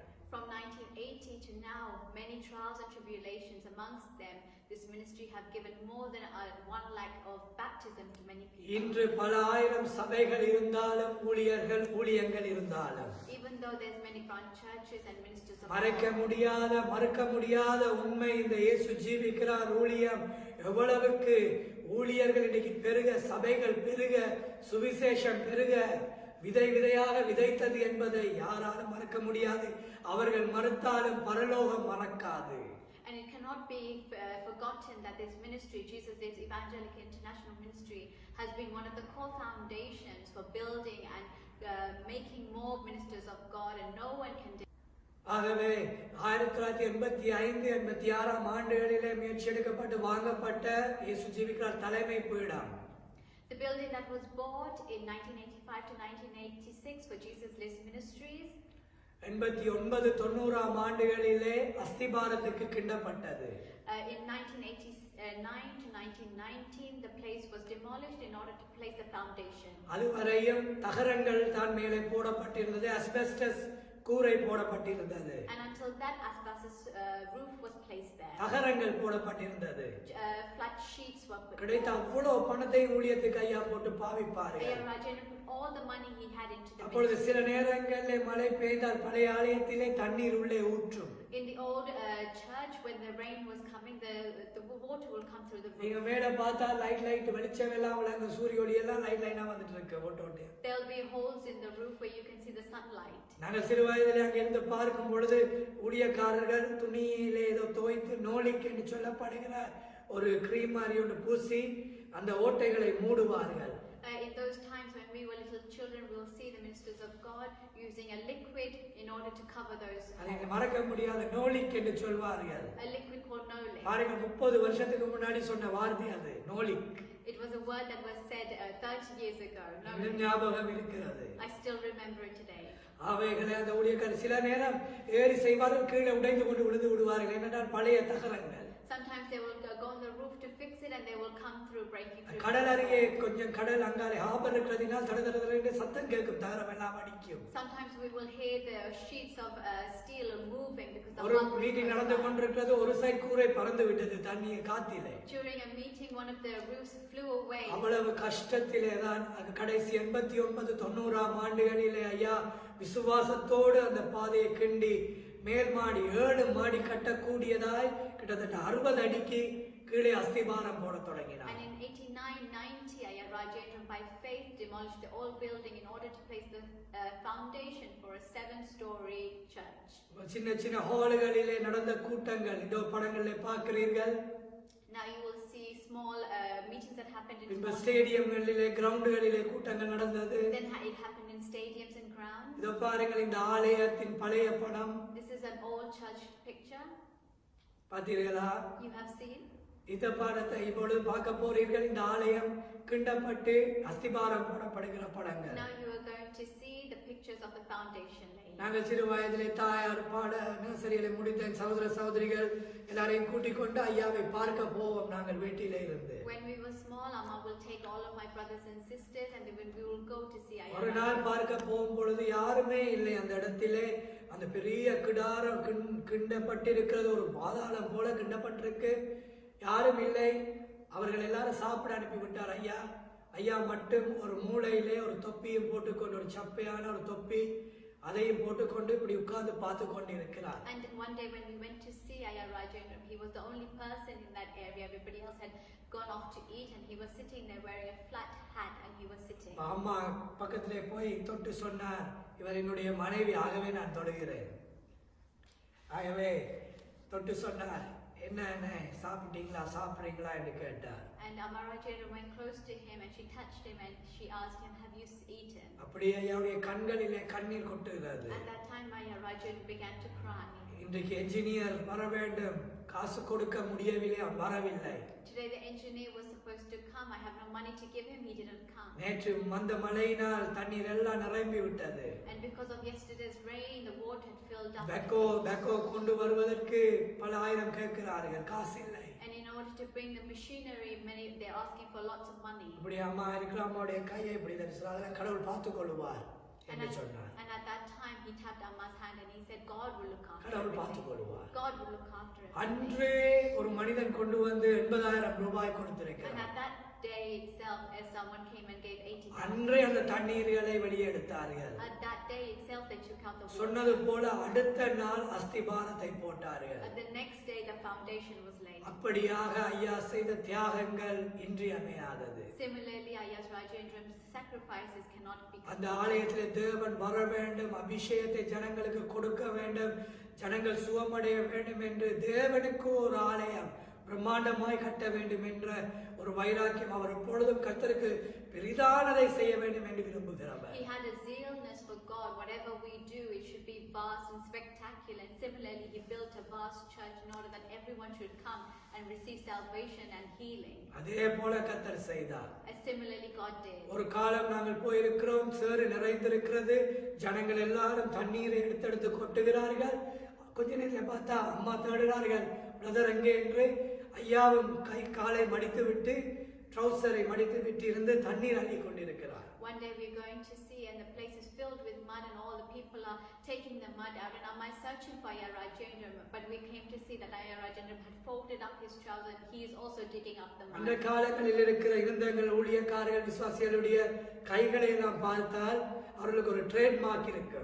There's a trademark for our old belief. அதுக்கென்று அடிமைகள் பச்சை குத்தவில்லை. It is not a tattoo. ஆனால் வெளி ஜனங்களுக்கு பாசனுக்கு பணத்தை கொடுத்தால் அதிகம் போய்விடும் என்று எங்கள் ஜனங்கள் பெண்கள் கூட ஆண்களை போல சிமெண்டுடைய தாச்சி, அந்த காலத்திலே பெரிய பெரிய மெஷினரி அல்ல, கான்கிரீட் போட தாச்சிகளிலே கான்கிரீட் எடுத்து கொட்டுவார்கள். அப்படி தாட்சிகளை இந்த கைகளிலிருந்து பாஸ் பண்ணி எல்லாருடைய கைகளிலேயும் ஆக்கியிருக்க. They will all have marks on their hand from carrying cement on They will all have marks on their hands because they had carried the cement. If they give the money to laborers, there'll be more money. So they did it themselves. ஐயாவுடைய தியாகத்தை இன்னொன்றை சொல்ல வேண்டும். There's another sacrifice of Ayaraja. தாயார் எப்படி அந்த சாரிகளை உடுப்புகளை கொடுத்தார்கள் என்று கேட்டீர்களே. You heard how Amara Jendrum gave her saris. அதே போல ஐயாவிடம் ஒரு காலம் ஒரே ஒரு ட்ரவுசர் தான் இருந்ததா. And those times Ayaraja Jendrum only had one trousers. ஒரு நாள் ஸ்டேடியத்திலே மகாபெரிய கூட்டம். A great meeting was happening in the stadium. ஒருவர் அயர்ன் பண்ணும் பொழுது அதை சுட்டு விட்டாராம். When they were ironing it, they had burnt the trousers. அப்பொழுது ட்ரவுசரிலே அயர்ன் மார்க் இவ்வளவுக்கு துண்டை காணவில்லை. There's a gap where the iron was. It's been burnt. புது ட்ரவுசர் வாங்க நேரமில்லை. நீ ஐயா நேரம் மேடைக்கு போய் பிரசங்கம் பண்ணுகிற நேரம் வந்து விட்டது. There's no time to buy new trousers. Ayaraja has to go to the stage in order to preach. என்ன செய்தாராம்? பைபிளையும் நோட்புக்கையும் கையில இப்படி வந்து மறைத்து வைத்துக் கொண்டு ஒரு பக்கத்திலே பிரசங்கம் பண்ணினாராம். With his Bible and his notebook, he hit the burn mark on the trousers and preached. அப்படியாக தேவனுடைய அன்று சப்பானிகள் நடக்கிறார்கள். On that day, lame were walking. இன்னும் அந்த பிள்ளைகள் சர்ச்சில் இருக்காங்க, மூன்றாவது ஜெனரேஷன் இருக்காங்க. Even those children are in the church today. The திக்குவாய் ஊமை பேசுகிறது. The dumb was speaking. குருடு பார்க்கிறது. The blind are seeing. இருக்காமா உங்க கையில அந்த மார்க் காட்டுங்களேன், அந்த கை ஒருக்கா காட்டுங்க. இதோ வர்றாங்க. இவங்க கூட அந்த காலத்துல இருந்து ஊழியங்களை செஞ்சவங்க ஐயாக்களோட. ஏனென்றால் கையை திறந்து அந்த இடத்த கேமரால காட்டுங்க. This Amma will show you now even her hand. எந்த இடத்துல அந்த புண்கள் இருந்தது இந்த இடமெல்லாம் அப்படியே அழிஞ்சு போயிருந்தது. இந்த ரெண்டு கைகள் கொஞ்சம் இன்னும் உள்ள வாங்க. எல்லாம் உயிரான சாட்சிகள். These are living testimonies. கொஞ்சம் கையை மேல தூக்கி கேமராக்கு நேரம் காட்டு. Thank you. இன்னைக்கு இங்கிலாந்துல இருக்கிறாங்க, ஆனா அஸ்திபாரம் அங்கே. Today they are living in England, but their foundation is இந்த சபை இயேசு ஜெயிக்கிறார் சபையின் போதகருடைய மனைவி, அவரும் சுவிசேஷகர். She is the wife of the Jesus Lives Evangelical Ministry London Church branch. அவருடைய பாருங்கள், சும்மா இல்லை, அவர்கள் பொறுப்பாய் இருக்கிறார்கள். They have not just been given the அந்த responsibility. ஊழியத்திலே தியாகமாய் இருந்தால்தானே அவர்கள் அந்த சபையை Those who நடத்துவார்கள். sacrifice themselves to the ministry have been honored. ஆகவே பிரபல்யம், இன்றைக்கு எத்தனையோ பிரபல்யமான ஊழியங்கள் உண்டு. ஆனால் இந்த ஊழியங்கள் கர்த்தருக்காக தியாகத்தோடு நடந்து வந்த பாதை. ஏனென்றால் இலங்கை தேசத்தின் நிலைமை உங்களுக்கு நன்றாய் தெரியும். அரசியல், மதம் எவ்வளவு பொல்லாதது, எவ்வளவு கொடூரம் என்பது எல்லா ஜனங்களும் நீங்கள் அறிவீர்கள். You're all aware of the situation in Sri Lanka, how politics and race have been a destruction to the country. 1991 ஆண்டுகளிலே சுகதாச ஸ்டேடியத்திலே கூட்டங்கள் வைக்கப்படும் பொழுது, In 1991, when Sugadasa Stadium ministries were happening, Premadasa என்கிற ஜனாதிபதியினுடைய மனைவி டென்னிஸ் விளையாட வேண்டும் என்று வந்தார்களாம். Premadasa's wife came to play tennis. அப்பொழுது ஐயாவுடைய கூட்டம் நடத்தப்படுகிறது. At that time, Ayarajan's meeting was going அவருக்கு அது இடைஞ்சலா இருக்கிறது என்று சொல்லி அதை நிறுத்தும்படி சொன்னார்களாம். Because that was a disturbance to her playing tennis, she asked them to stop. ஏன் ஜனாதிபதியுடைய மனைவினாலே ஒன்றும் செய்ய முடியாது. Because she is the president's wife, no one ஆனால் can. தாயார் ஐயா நிறுத்தவில்லை அதை. But Ayarajan did not stop him. கூட்டம் நடந்தது ஏனென்றால் நாங்கள் அரசாங்க பெர்மிஷனோடு தான் செய்கிறோம். And the meetings went ahead because government orders had. ஆனால் கர்த்தர் துக்கப்பட்டு ஒரு வார்த்தையை தீர்க்கதரிசனமாய் சொன்னார். But he prophesied a word which God is sad. ஆண்டவருடைய ஊழியத்தை நீங்கள் பந்தாட பார்த்ததினால், Because you tried to play with God's ministry. ஒரு உங்களுடைய விளையாட்டை போல அந்த கூட்டத்தை நிறுத்த பார்த்ததினால், Because you tried to stop the meeting of your play. உங்கள் குடும்பத்தோடு ஆண்டவர் விளையாடுவார். God will play with your family. ஒரு மரணம் வரும் உங்கள் வீட்டுக்குள்ளே, There will be a death in your உங்கள் family. சரீரத்தின் துண்டுகள் ஆங்காங்கே வீசப்படும் என்று சொன்னார். Pieces of your flesh will lay lying on the road. நீங்கள் அறிவீர்கள் ஜனாதிபதி பிரேமதாஸ் அவர்களுக்கு என்ன நடந்தது. You all know what happened to Premadasa. அது இன கலவரத்தின் ஒரு கொடூரமா இருந்தாலும், Even though it was part of a radical conflict, conflict. தீர்க்க தரிசனம் It's also prophecy. நேரடியாக சொல்லப்பட்டது. The prophecy was told. தெய்வம் என்பவர் விளையாட்டு பொருள் அல்ல, பார்த்துக்கொண்டே இருப்பார், பார்த்துக்கொண்டே இருப்பார். ஒரு நாளிலே நியாயத்தை கேட்பார். The God will seek judgment. He should not be played with. இன்றுதானே தேவ பயமே இல்லை.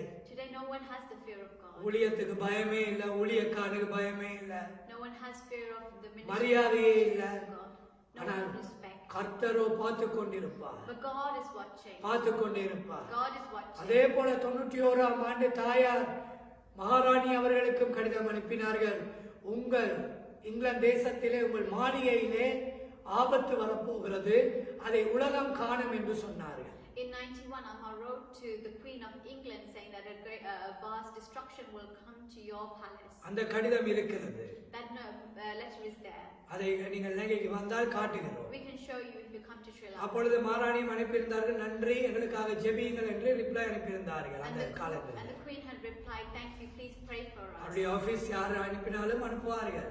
Their correspondence had been sent to us. ஆனால் தேவனை அவர்கள் கொஞ்சம் கொஞ்சமாக விட்டு கொடுக்க தொடங்கினதினால் 92ஆம் ஆண்டு வின்சர் காசல் என்று சொல்லப்படுகிற இடத்திலே மகாபெரிய நெருப்பு பற்றி எரிந்தது. In 1992, there was a great fire in Windsor Castle. இந்த படத்தை பாருங்கள், எரிந்த வின்சர் காசல் அவருடைய மாளிகை இருந்த படத்தை பாருங்கள். If you see, you can see the burnt pictures of Windsor Castle. அதன் பின்பதாக 93ஆம் ஆண்டு மகாராணியுடைய பேலஸிலிருந்து இன்னொரு கடிதம் வந்தது, நீங்கள் சொன்ன தீர்க்க தரிசனம் நடந்திருக்கிறது. And in 93, we received another letter saying the prophecy you said has come true.